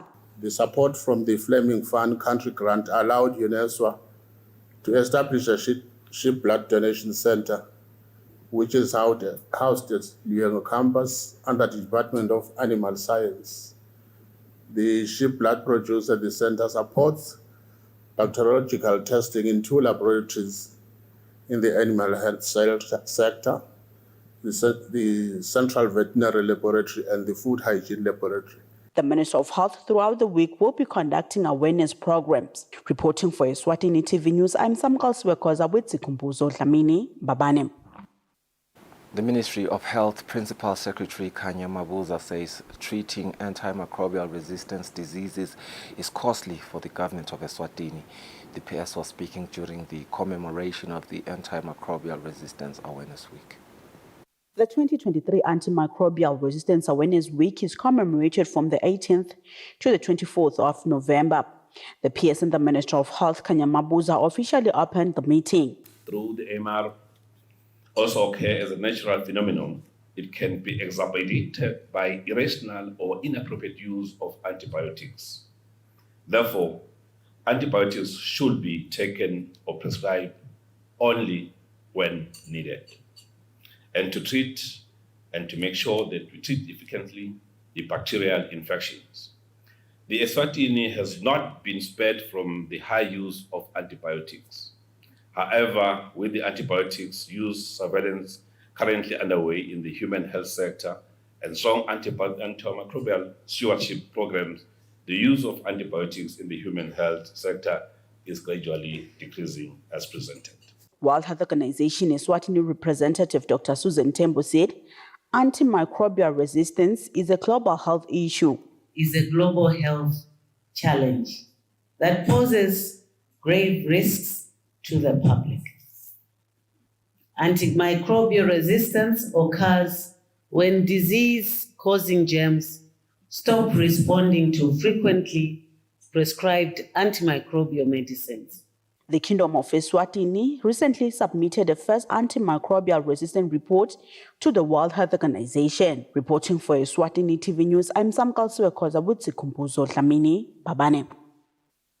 The program's manager in the Emergency Medical Services Department, Masitsela Mhlanga, says they are ready to respond to any emergencies this coming festive season. Mhlanga says their vehicles are in good condition countrywide. As the festive season is nearing by, the news crew spoke to the emergency medical services to get their preparedness for the festive season in terms of vehicles and personnel. The program's manager, Masitsela Mhlanga, says they are towards readiness for the festive. First one is looking at access, where the members of the public are able to dial toll-free line 977 and then report that incident at that time. So in that access response, we have scaled up. We want to increase our access lines from 4 incoming lines and build up to 12 incoming lines so that to accommodate any surge in terms of volumes of calls. We also have a desk that is just set aside to give us a backup for our response in terms of our operations. We can also highlight that the second aspect is our epidemic or pandemic preparedness in case of a likely event of an occurrence of a condition or threat. We are confident that we have just concluded our simulation exercise, which was testing our strategic documents in terms of our preparedness and in terms of our level of response. And as a country, we've made strides towards that full-scale preparedness. He says out of the 9 countries' roads, they are working on having a permanent stay where they will be stationed. He says they will be upgrading all their services just before the festive season starts. Reporting, I am Kian Msibi and Smova Shongwe, Baban. Eswatini TV CEO Mlamuli Dlamini says it is their duty to make sure that children do indeed get inducted into good jobs in the near future. Dlamini was speaking yesterday when inducting 3 students who were inducted into, or rather specialized into different roles in their departments at Eswatini TV. The learners were taken through the operations of Eswatini TV, including the news department, production department, studio, and other departments. Speaking when welcoming the learners, the Eswatini TV CEO Mlamuli Dlamini says it is their dream to motivate future leaders into choosing good career paths. We have a role to play to actually motivate and inspire the youth to see what they can be, right, in the future. So, Afshin Parsi, the Deputy UNICEF representative in Eswatini, says education is facing a challenge globally, thus the need to collaborate with other countries. We are facing a global crisis when it comes to education. During the COVID pandemic, we have lost a lot of education time. Children all over the world have lost that time. And this has affected their learning outcomes. So This year, we are focusing a lot globally on education and its importance so that decision makers, policymakers also are sensitized towards the issues of children when it comes to education. The learners say they hope to gain a lot from Eswatini TV. Inject out, take over any departments just to see how they go through the daily processes. Like, utsi wendeka kanjani. Stofunda ukuthi yini nje lo kwakha ishow nalokuthi nje before le voice ifike ku-TVF bangakanani bavula lekufuna bacale bayakhe le ngoba basebenze ukuthi izifike ku-TV. Lokhu encourage ukuthi nanoma ngibani lohlede ekhaya lobukelaka abe nako lokuthi nami one day ngiyofika ngisebenze kuphi Eswatini TV. Learners from different schools were attached with different media houses and companies as part of the World Children's Day. For Eswatini TV News, I am Kian Msibi with Smova Shongwe, Babane. Matsapa residents got free eye treatment courtesy of the Medical Mission Eswatini in partnership with the Matsapa Town Council. This is aimed at ensuring that Emaswati are healthy. Matsapa residents got free eye treatment from the Medical Mission Eswatini. Those who had come for eye screening also got the opportunity to be given free eye glasses. The Matsapa Town Council PRO Sihle Slongonyane says this is an initiative aimed at assisting people with eye problems. So we're grateful for this partnership because it gives an opportunity to those people who are not able to afford such a service to be able to get them for freely here at Matsapa Town Council in collaboration with Grace Vision. So this partnership or this activity will be happening for the next 5 days, beginning from today to Friday. So we encourage everyone who has challenges in terms of eyesight to come here and get those services from Grace Vision. It's something that we believe that will help a lot of people to solve the problem of eyesight problems. Those who had come to get the treatment says they are thankful for this opportunity. Siyabonga kakhulu ngoba phela siphethwe ngamehlo nje sesikhulile. Indzawo leti ikhashana sakhona ukufika kuyo. Leti mbasha letebu kona ka foda letebu koti dolele letholakala khona. So siyabonga nje. Sibonga nje kakhulu. Ngoba vele emehlweni asisaboni iningi lethu. Ngibona lapho ke ngiyaphunza kuphela. These consultations will go on until Friday this week. For Eswatini TV News, I'm Kian Msibi with Smova Shongwe, Matsapa.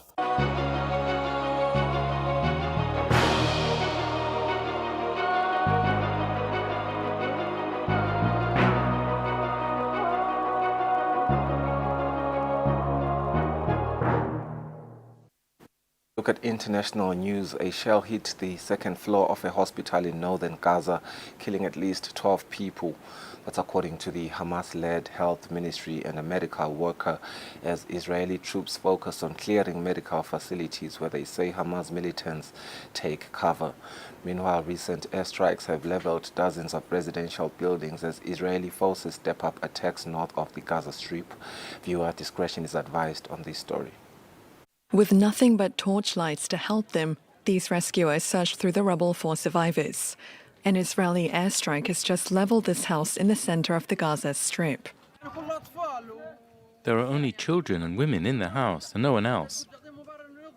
How can the Israeli army strike here when there are only children and women under the rubble? We do not have the equipment to get them out. Israel struck dozens of targets in recent hours in Gaza, including here in the Nuseirat refugee camp, residential buildings and houses that Israel claims is sheltering Hamas fighters. The attacks come as IDF intensifies its ground operations in the north of the territory. We were at home and suddenly we heard 2 bombings. Also at the heart of fighting, the besieged Al-Shifa hospital in northern Gaza, where the UN says conditions are catastrophic. Israeli forces claim a tunnel of several dozen meters stretch under the establishment and are being used by Hamas. Another target of fresh bombings is the nearby Indonesian hospital where thousands more are taking refuge and remain surrounded by Israeli tanks. Palestinian officials in Gaza say at least 12 people were killed when Israeli tanks surrounded the Indonesian hospital in northern Gaza, where 700 patients and staff were sheltering. Meanwhile, Israel says it has proof that Hamas held some of their Israeli hostages inside their Shifa hospital. Viewer discretion is advised once again on this story. Israeli officials say they have proof that Hamas used the Shifa hospital in northern Gaza as a command and control center, a claim that Hamas continues to deny. They exposed a shaft with a staircase about 10 meters deep that leads to a 55-meter underground tunnel ending in a heavy blast door. Israel says it has evidence that the U.S.-designated terrorist group Hamas used the hospital to hide hostages. The bodies of Israeli hostages Noah Marciano and Yehudit Weiss were found in the hospital complex last week. Hamas said Marciano was killed in an Israeli airstrike, but Israeli pathologists claim that the Israeli soldier was only injured by the airstrike and killed in a separate incident. According to the intelligence we have in our hand, a concrete intelligence, Hamas terrorists took Noah into Shifa hospital, where she was murdered quickly. IDF spokesman Daniel Hagari also showed surveillance footage that showed two hostages, one from Nepal and one from Thailand, inside the hospital. He says the footage was shown to diplomats from these countries. Hamas taking a hostage inside the vicinity. He even doesn't look need a treatment, but they're taking it inside the hospital. I will now share this video that shows the same hostage entering into the hospital with a gunman, terrorist, inside the hospital. Israel says that at least 22 hostages are from Thailand, including a woman believed to have given birth while in captivity. In Shifa hospital, there were 36 premature babies, and doctors feared for their lives as Israeli troops entered the hospital. Over the weekend, the IDF spokesman says Israel worked with the UN teams and provided incubators to help evacuate the babies into Rafah in southern Gaza and from there to Egypt. The Hamas-controlled Ministry of Health said 5 babies died en route. Israeli officials say they have still not uncovered the entire Hamas tunnel network. While the Israeli army has killed hundreds of Hamas militants, it believes thousands more are still hiding in tunnels deep below Gaza. An estimated 50,000 pregnant women are living in dire conditions in Gaza as the war between Israel and Hamas rages on. Many of the women huddled in unhygienic, overcrowded, displaced shelters which are often subject to bombardment. UNFPA Arab States Regional Director Leila Baker said there's no clean water. We estimate that over 70% of the Gazan Palestinian population has no access to clean drinking water. Baker added that around 180 women give birth in Gaza every day, and that's according to the UNFPA. Here's a report. As fuel, medical supplies, food and water grow ever scarcer in Gaza, those in the enclave are facing a humanitarian crisis that the UN Population Fund says has reached catastrophic proportions. Among them are an estimated 50,000 pregnant women. Many have been displaced and are living in dire conditions. Many of them huddled in unhygienic, overcrowded, displaced shelters. Many of those shelters are subject also to the bombardment and certainly to the harassment and the difficult circumstances that have been imposed on them as a result of the Israeli bombardment. There is no clean water. We estimate that over 70% of the Gazan Palestinian population has no access to clean drinking water. According to the UNFPA, around 180 women are giving birth in Gaza every day. But with hospitals in the enclave no longer functioning or overwhelmed with casualties and lacking supplies, many are cut off from safe delivery services. Their children's lives are also at risk. Over the last week, 8 babies died at Al-Shifa amid lack of electricity for generators and medication. Many of the hospitals that are supposed to be a place of protection, refuge, care for the ill, the sick, the injured, and certainly for any woman seeking health care, they have been turned into a death trap. Amid Israel's bombardment of the enclave following the October the 7th Hamas attacks, the organisation says it has had difficulty even finding many of the women in need of medical aid. A ceasefire, it says, is the only way it will be able to reach those who are most vulnerable. We require unhindered access in a safe environment. That requires 100% ceasefire. not a pause, not a corridor. A sentiment echoed by Antonio Guterres. On Sunday, the UN Secretary-General called once again for an immediate humanitarian ceasefire, describing the civilian death toll in Gaza as staggering and unacceptable. Italy opened its largest trial in decades against organized crime as hundreds of people stand accused of membership in the 'Ndrangheta, one of the world's most powerful, extensive and wealthy drug trafficking groups.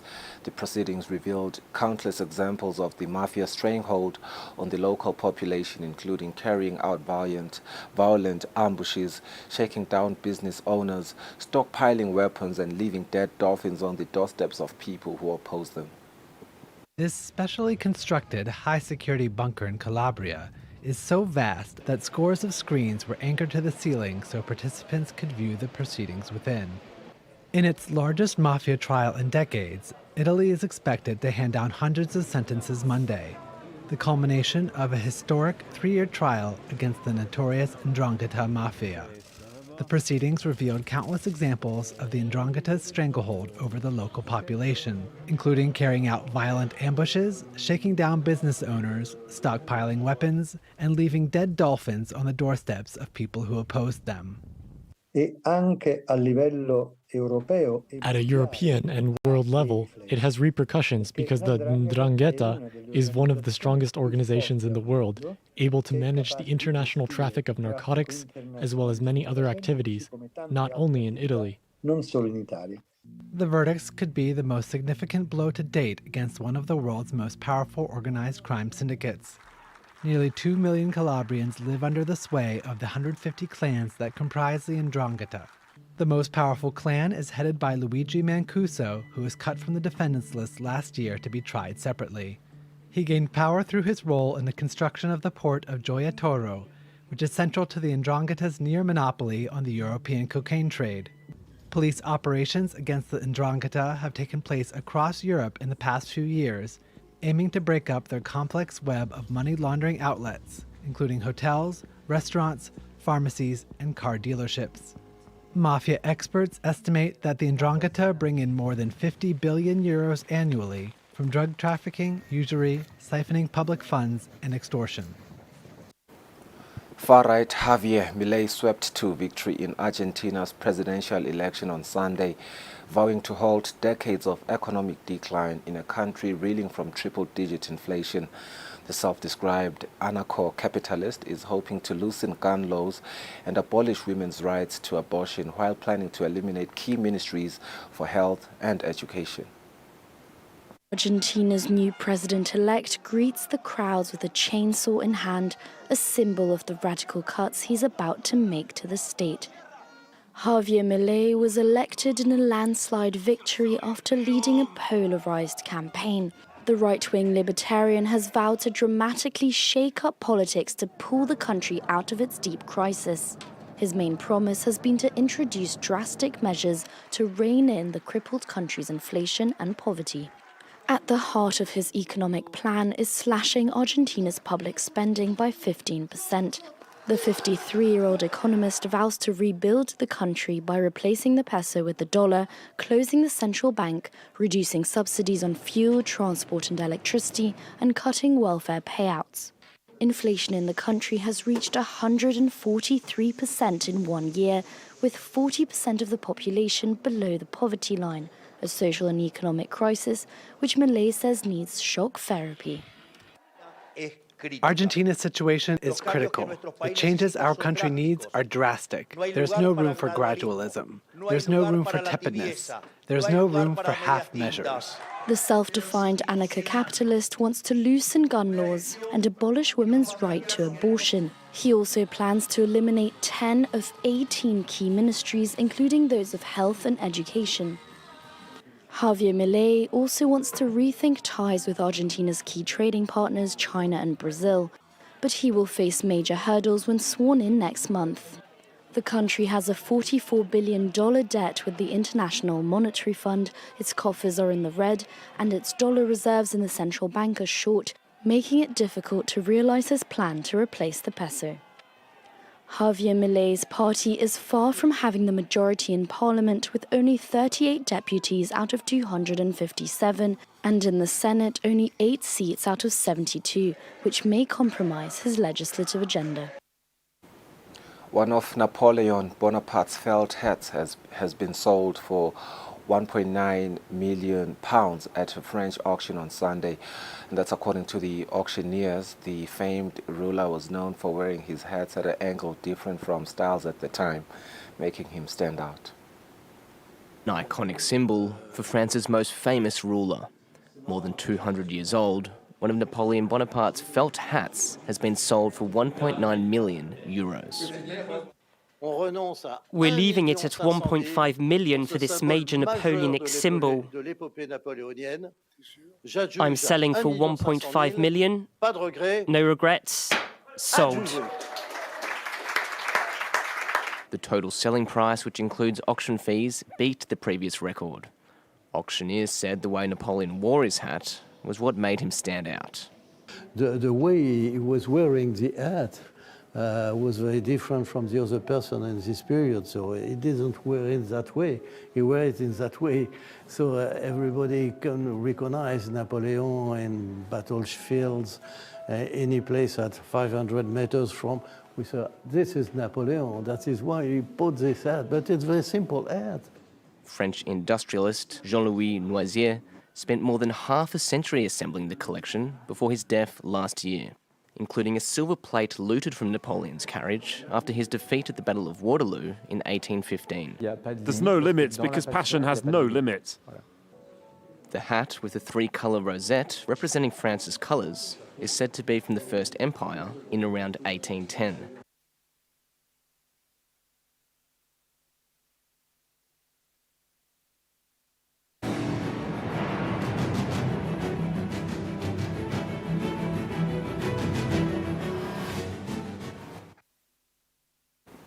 In our sports roundup, the chess legendary Grandmaster Nigel Short, who was in the country on behalf of International Chess Federation, concluded hosting a 3-day tour in Eswatini. Short believes that with more effort, Eswatini can be rated amongst the best countries in the sport. In our sports roundup, chess world legendary Grandmaster Nigel Short concluded his 3-day visit to the kingdom. Having attended different events and played with some local chess players, he explains where he thinks the standard of the sport in the kingdom. I think they have improved. I was actually here in 2017, and it seems that the level is higher. That is my general impression. So we'll see. I'm not finding too many easy games so far. Local chess players are also expressing their little experience gained by playing with Nigel Short. Kakhulu, I think kusiniketa insight yathini more than anything thina ema-senior chess players, kusiniketa insight ukuthi sale si-hand over kancane so that they can actually take over from us.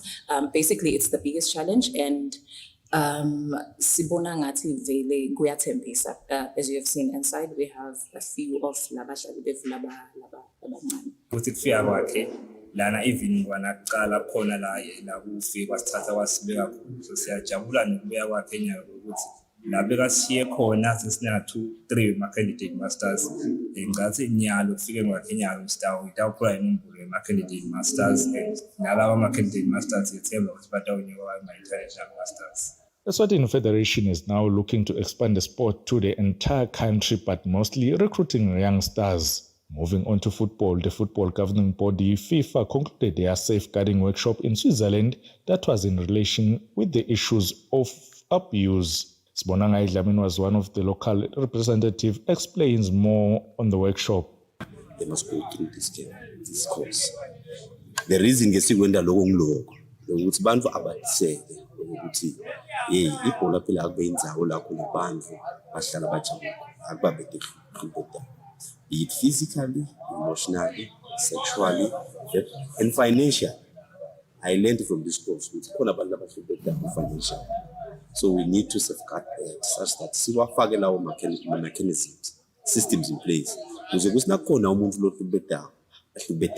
Dlamini concluded mentioning that they have now been given a mandate to capacitate other communities within the country. Reporting for Eswatini TV Sports, I'm Linda Dlamini. That marks the end of our English news and international news. Let's go for an ad break. We return with Sibusiso Bembe. Jesus is able to change your story. This is not your place. God created these legs for you to walk, not to be pushed. Yes. Get up.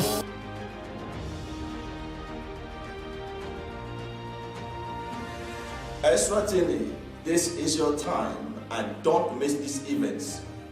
This is going to be a miraculous service. The all night on Friday is going to be Friday of miracle raining.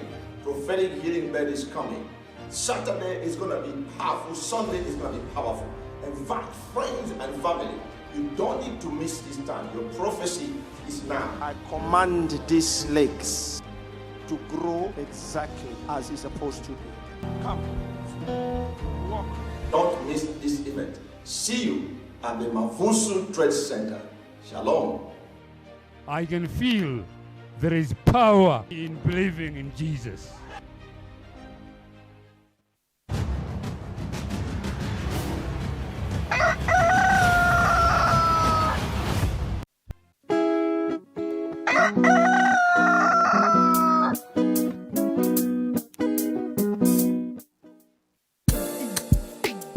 This weekend is Eswatini, your official weekend party starter.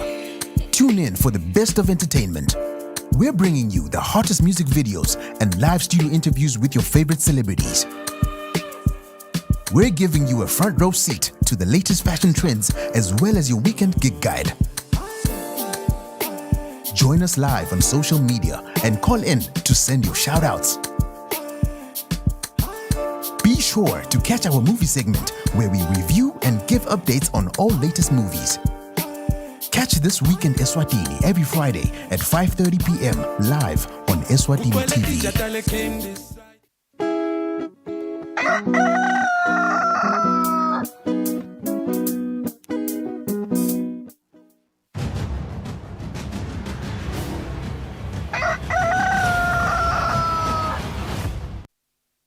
Welcome back. Sakuvusela nawe lo sanzaku sivulela sita kumlosi sishito kusisabe sikhuluma nge-World Television Day. Mhlaba wonke lo mhla ukubha leli ilanga leli labekwa kumhlabuhlangene ngeminyaka wa-1996. Mhlabuhlangene ke wakwenda lokhu in recognition of the increasing impact television has on the process of decision making. The World Television Day also celebrates the fact that TV has become one of the most prominent means of entertainment. I'm joined by one of our producers here at Eswatini TV, Sibusiso Bembe, sikhuluma kabanzi nje on the evolution of e-TV aseselapha emsakatweni. We'll also later be joined by Brand and Communications Officer Nomcebo Malinga, naye atosichazela nje experience yakhe aseselapha emsakatweni kubuka nje evolution ye television industry in the country. Asikusele Bembe, thank you for joining us this morning. You have been with Eswatini TV for over 20 years now, and njengoba shito nje ukuthi vele e-TV television industry sayivele sayibeke ukuthi vele it is indzawo ye-entertainment kahle kahle. As a TV and film graduate and producer of some of the TV shows like Eswatini TV, would you say e-TV has made an impact over the years? Has it changed the world? Yes, television is definitely good morning. Looking at it and everybody at home. Ngaqala ngokusho ukuthi vele television has influenced the society a lot, kakhulu through tindzaba and sometimes in a good way and in a bad way. Sometimes they do it in a good way, in a stereotypical group of people to be looked in a certain way. And it has also been something that we call a global eye. Within seconds, you get information. Television has influenced the society. Now, they find it romantic now to have a picnic. Now, imagine if we never had television. Would you understand? You have to buy a bottle of wine, buy roses, go to and sit next to a river, and sit down, have Swiss chocolates, and ucabanga ukuthi lento leyo kadzeni kube bakungekho television la kangwane ucansi bekutokwendiga into kanjalo. Television has changed nandlela sigcoka ngayo. Television has really influenced the society and has changed All right. So talk to us about, you know, the evolution of the television la Eswatini TV since you started working for Eswatini TV. Ngiyakhumbula ukuthi mhlambe sike sabona tithombe ukuthi benisebenzisa ama cameras akatheni njengoba sise nje ukuthi vele you've been with Eswatini TV for over 20 years ago and I will some ukuthi vele ma cameras mhlambe nema studio designs, ma studio settings, ma lighting konke sekuyashintsha over the years. Take us through nje ukuthi na usafika ka Eswatini TV benisebenzisa maphi ama cameras, benisebenta kanjani ukuthi vele bebakhona nema events lapho khona bekaba live and kulethi khathi tanya sesebenzisa abo live views sesiyastream but back then stingise nje sinike isithombe sale simo ukuthi kadzeni beku kanjani compared to now. Well, when I started working for Eswatini Television, Eswatini Television was 100% analog. Sasebenzisa ama cassette, kwawudlala cassette live, upress play njenge video cassette kadzeni. Fagi video cassette, they were very big tapes. They were called U-matics. Wawufaka yona le cassette leyo. Press play. I remember one time silapha nabo Mbonga. One of the tapes inkinga yama tapes akade beka freezer behlela umshini ehluleka kwadlalisa aveleme sifaka ilogo yaka TV la moyeni sikhiphe icassette iyeke lihlale phansi va uyithatha uyibisele ekhathi press play ihambe nakwenteka leyo cassette yala kudlala singena emoyeni sicolisa hawo iphela lapho bonkosi siyathi ukuthi ngakusasa funa sobhala i-reports kwende again. And with the evolve of television we moved on to ma-beta cam nawo ngilamakhulu ema-cassette nama camera akhona na ushutha ngawo kule viewfinder, the monocular viewfinder, it was black and white only. So kwakufuna wende indlela bathi we reference le camera kuqala so that it awukhona ukuthatha all the colors, breathe in all the colors. You have to do a white balance and a black balance. Nangakakwendi indlela yavela switch on camera wahamba wayoshuta. Now buya, the only time utowathi usesithombe sakho sihle nawufaka lapha kule video cassette upress play. Now akayendi white balance blue sithombe. Kanyalo as things have changed going digital, even the monocular viewfinder is colored. You no longer have to do white balance all the time. The camera vele utubonele nje ukuthi ikanjena. And then you were saying, how do we used to broadcast live back then as compared to now? There used to be something called a microwave link. Ubeka ama satellite lang to abukane. Kulokubukana kwala ama satellite there was a microwave link that was going on. Kwakuthiwa ke thine labathu singabongena emkhathisini kwale wavelength because it does affect uyabona mos. So so we were using microwave links and you had to use line of sight. So wawukhanza out sinasisakade la kamanzini sithatha isatellite sibeke lambabane siyikhombe etule entondozi lelenye lesentonddozi itayithatha iphindze ikhombe ndasi kamanzini kanjalo and it was a lot of work. Na isithombe sasilesifitsitela sihle sibakhona ganinyalo kulesikhathi sanyalo it's either sikhona lesithombe noma asikho kathi sasifitsitela ngiyona kathi nawuthi nawufuna isignal ye-TV awugibela munye bayagibela etule emathayeleni ajikisa nayo ke ibambe lapho uyilokhe lapho kuhlupheke nalitawo kuna kuhambe aerial. And television la has really improved kakhulu. Back then we used isila malaisla lanje nyalo. They are hot but they're not as hot as compared to la katseni la bayasebenzisa iglobe nyalo ngasifomile esimanditsende because la malasla yobekuthiwa ma blondes, we use blondes and redheads. They are very powerful lights and hot. Ngiyakhumbula nje ngisefika ka TV back then nakumakhata besita ngalapha sicime konke sikhanyise lama lights simelana bekuyihita yethu.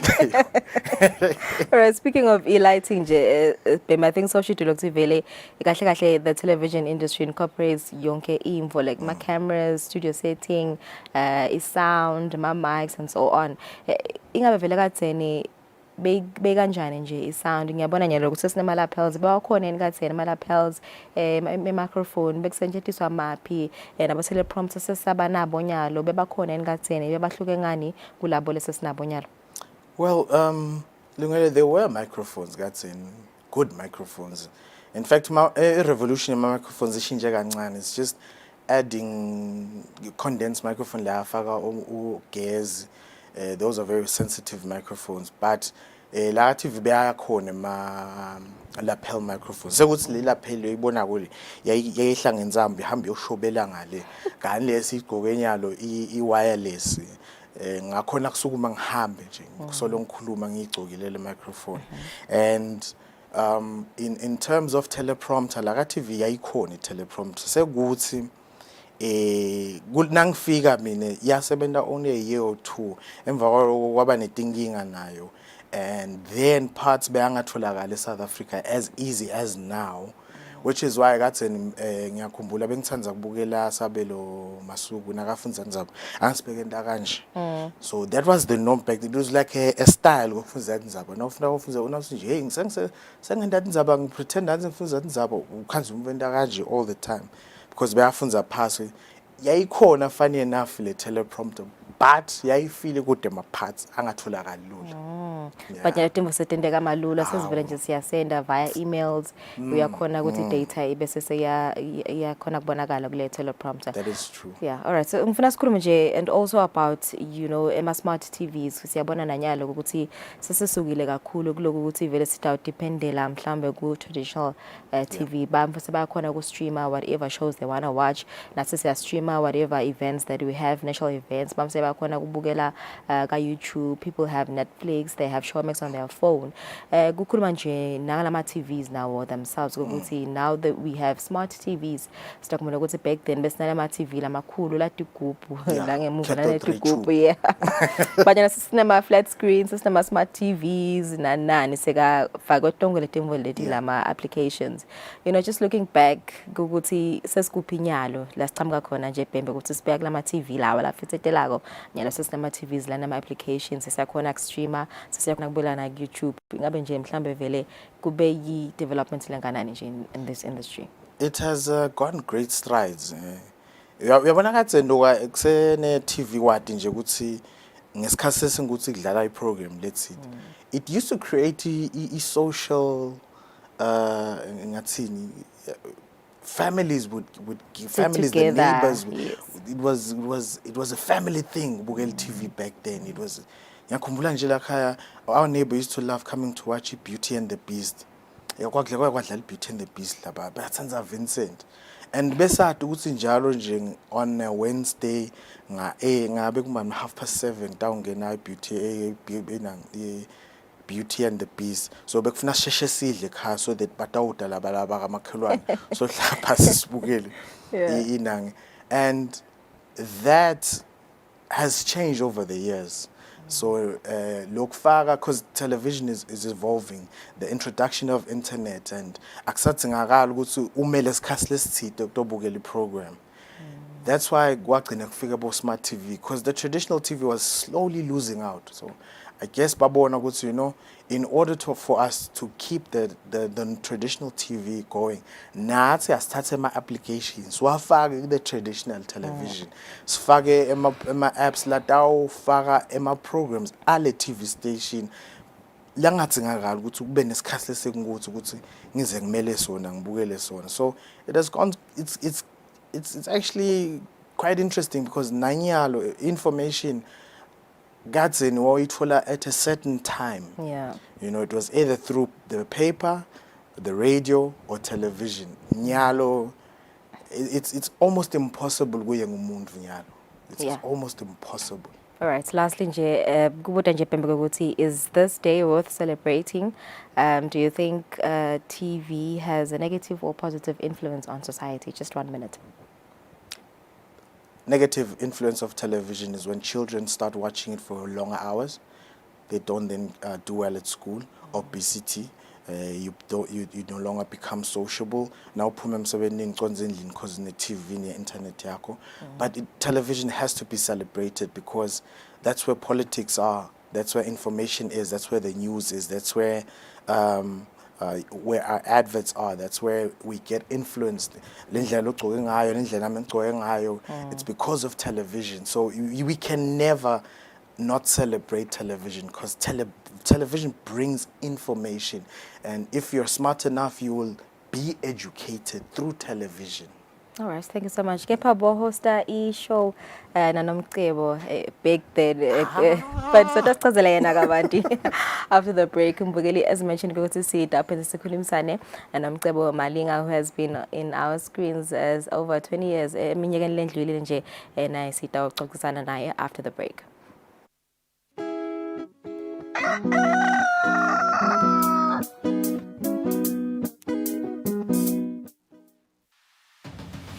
What do you think the best part of traveling is? Is it the food, or is it the conversation, or is it the sights and sound? If you're ready to explore, we are ready to show you the best way how.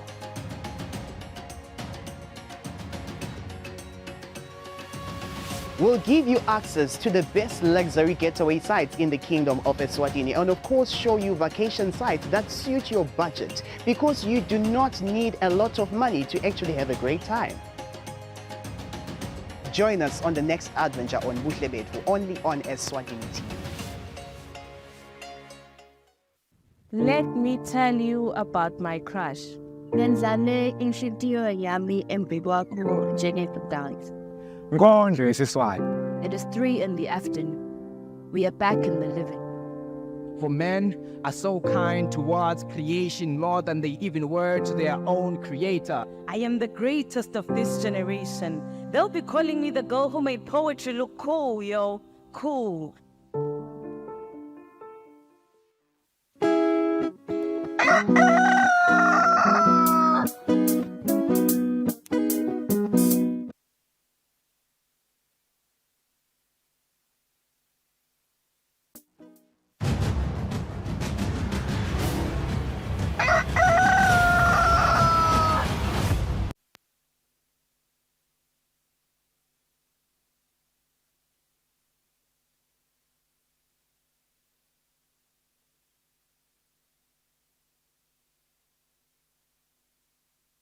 Welcome back. Sikuvusele na ulosandza kusivulela solo siqhubeka nesihloko sethu inamuhla yi-World Television Day. Siqhatha nje ukukhulumisana na one of our producers here at Eswatini TV.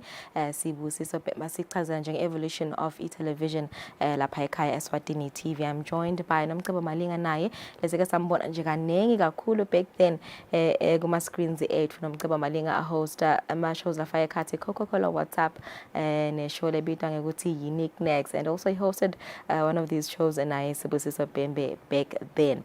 Very good morning. How are you, Nomcebo? Thank you for joining us. Thank you so much. It's our party today. You know, it's World Television Day, Yes. so it's a day for us to be officially excited about what we do as a profession. All right. I want you to take us through your experience, you know, hosting TV shows, hosting programs back then compared to now. Hosta WhatsApp ngiyakhumbula, it was very famous. Be popular kakhulu Coca-Cola WhatsApp. So ngabe si-email 7:30 every Saturday. So the experience ukuthi ingabe bekanjani ku-hosta, you know, being in the industry back then and compared to now, because you also have a show now, Couple with Nomcebo. Ingabe nje nawubuka over the years, how has, you know, being in the industry evolved? It has been a blessing. It has been a really great experience, I must say.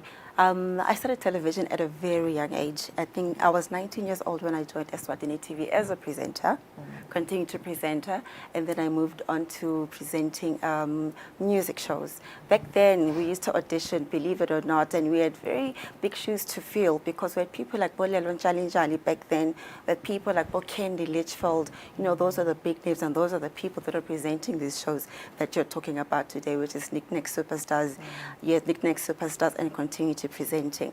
But when it comes to Coca-Cola WhatsApp, I really don't know what happened there, but you know, it was one moment to sitting in the studio with our producers back then, our transmission controllers, and we were kind of like done with what we were doing, so they were just feeling all bored. And an idea came, so you know what, let's just take a camera to Manzini Mall. We went to Manzini Punu Mall, and we said, you know what, just have people who greet their friends and family. And you know what came out of that? Everyone that would put the mic in their faces said was, I'd like to say what's up to my friends, I'd like to say what's up to my family. It was the in word back then, low WhatsApp. How the word came about. Fortunately enough, the program grew because a year later, Coca-Cola then officially joined the program, sponsored the program for 4 years. So it was a very successful, young, youthful music show, a program that every young person would look forward to watching. Why? Because that they just knew and that they had that guarantee that, you know what, it's either I'm going to see myself on TV, or I'm going to see a friend of mine, or I'm going to see a relative, because the show is constantly out there to the people, with the people, and covering all sorts of entertainment events. It was a blast, I must say. Yeah. So basically, you were interacting with people like live in Ibabona, and compared to now, lapho khona sekunaba social media interaction, mangabe mhlambe niba nama shows, nifuna ama views the public. Ingabe mhlambe nguphi lokubona kungcono ukuthi bekahle ukuthi interact nabamfu nibabona, you know, on the ground, noma mhlambe you prefer lokusekwendeka nyalo on the 21st century lokuthi kube the social media interaction? I think, Lulu, I do appreciate, you know, where I come from, you know, the actual interaction going to the public, where you get to then create content, you know, with just going there, it's real time, it's real people, you know, the actual work. And at the time, content was viewed or consumed, you know, on traditional media, which was the screen. But lo and behold, you know, as times move on, as you're mentioning, now we've moved on to the social media era. So we are now able to do what we're doing now, which is even you, us, you know, having this conversation, you know, on the show. We're being absorbed now by a big crowd. It's now huge, it's universal, thanks to social media. So for that, I look at it as growth. I just see television no longer just being running at home to go watch that box that you have at home, but you're able to consume it while you're on the go, you're at work, you're in a bank, you're in a hospital, you're able to actually just take your gadget or whatever gadget that you have to actually watch Eswatini TV. So it's a beautiful growth. So ngifuna sikhulume nje ngama programs nami ngicabanga ngiyakhumbula ukuthi bekule programs la labesiwathandza kakhulu back then bo The Capital, ngiyakhumbula nje ukuthi bebe popular nayo Eswatini TV, nama cartoons, Robinson Crusoe, something. I used to love those. Yes, I used to love those. So nasibuka nje mhlambe content, let's say producer ngu Eswatini TV nyalo, would you say kukhona mhlambe le impact lesolo siyenda, you know, to members of the public as Eswatini TV? I want to believe ukuthi sing Eswatini TV there is that growth. Because nyalo we don't have a choice but to actually increase our quota of local content. So if ungabuka nje ema programs ethu namuhla maningana leswa-producer-ko, but njengoba sikhula siyi-industry and sing Eswatini TV, this is one element that we need to remember. But we are a broadcaster. We're not necessarily expected to produce content. So that is why most of our shows that you're going to see are your current affairs shows, are your talk shows, which we're able to do internally. So what is exciting about Eswatini TV today is that we're able to engage our independent producers to actually come through and bring in their content. And back then, we had good content from independent producers. We've worked with people like Bo and Singwenya, you know, produced a wonderful drama series, Mshube Gata, Lunge Longe Lako. That is a drama series that was very, very, very successful. That was Modison, you know, producing that show. So there is that growth, and we are able now to actually engage more independent producers, but, you know, we will always have that one challenge, is that, you know, finances, because this is a big industry that we need to respect as Eswatini TV. So when we engage independent producers, so it's key that they get the money that they've worked for, because producing or putting a program together isn't one of the cheapest things to do. Yeah, and Saskulu Namklebu, you're right, because Nyalo, we're on YouTube, we stream on YouTube. Yes. We have Eswatini app, Eswatini TV app, and social media, we interact with the public so much. Has that also, you know, helped the institution gokuthi ikhule nayo gokuthi nathi sitibone vele sisebenzisa lo buchwepheshe?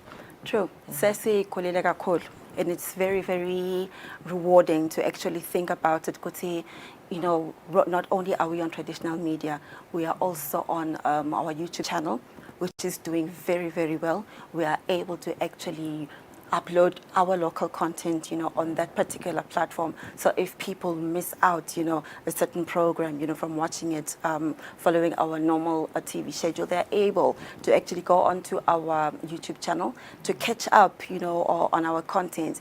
And you're speaking on our Eswatini TV app, which we are currently upgrading. There is another platform that we were able to initiate 2 years ago, where you are able to binge watch. But I just want to assure the public and the viewers that the app is going to be relaunched, which is going to be exciting for us as Eswatini TV, as well as the public, which now at that moment they'll be able to binge watch their favorite content. So very soon, we shall be actually just sharing the good news as to when the launch will be taking place. It'll actually be a relaunch. Okay, before I let you go, ngicabanga ngikhumbula ukuthi bekunengoma yaSwazi TV, My lokho word. sasengSwazi TV. Swazi TV. Depends, Putting me on the spotlight, just go like Swazi TV, voice of the nation. Swazi TV. ngubani lawa We are the yakhe le ngoma le? nation. Continuity presenters of Eswatini TV. We were a family. We were happy. We loved our job, and we are still loving what we do, and we still love working for the organization and for the industry. So those are the good times that we get to have and enjoy. When we are behind the scenes, it's what we know best. It's doing television. Just funa sala sakhalenya Eswatini TV. Definitely. All right. Thank you so much for joining us. Nomcebo Mbukeli, that was Brand and Communications Officer, Nomcebo Malinga joining us sikhuluma kabandi World Television Day. Kanti ke sicetha nexoxisana naSibusiso Bhembe, who is one of the producers here at Eswatini TV. Let's take a break. Nasibuya siyovala hlelo.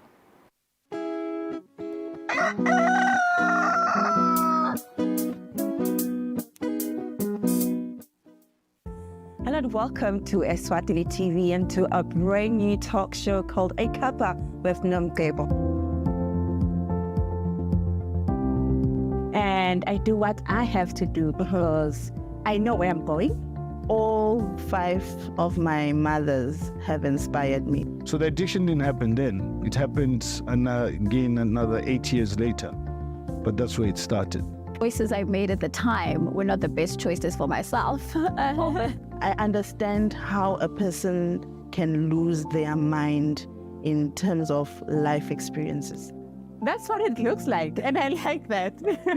But you know what? The journey to my success is never a straight line. Yeah, people are on the net now, and that's where we'd like to catch them with such shows.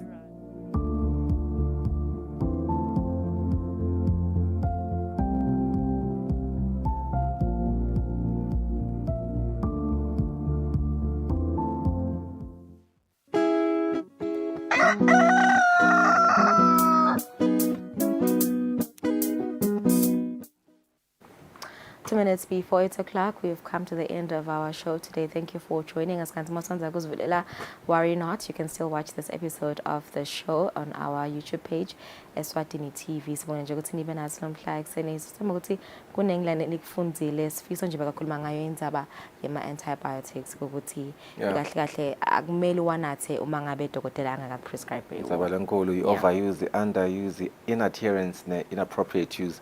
Funa nje wende lokho lotshelwe ngiko ke bodokotela noma ke bonesi bakhona abaprescribela lawo maphilisi. Lo umcaka kakhulu ukuthi ukhona kubabona nalabo ke labangasibo beliciniso ngoba sibabonile bafundisi bemanga sekuphinze kunabodokotela bemanga athi lamanga sekahamba kakhulu embili kodwa nje masodwa amahle ukuthi acaphele kulolu hlangothi. Nawe lolu sifundisela okuningi ukuthi sibuyaphi ngesithombe semsakazo Eswatini TV. Ngethemba 20 years from now, 30 years from now bayobe seba interviewa wena ukuthi ngabe bawenda kanjani 20 years ago ngoba lo mhla sesifike emaphethelweni sisuka kubengiloluhle.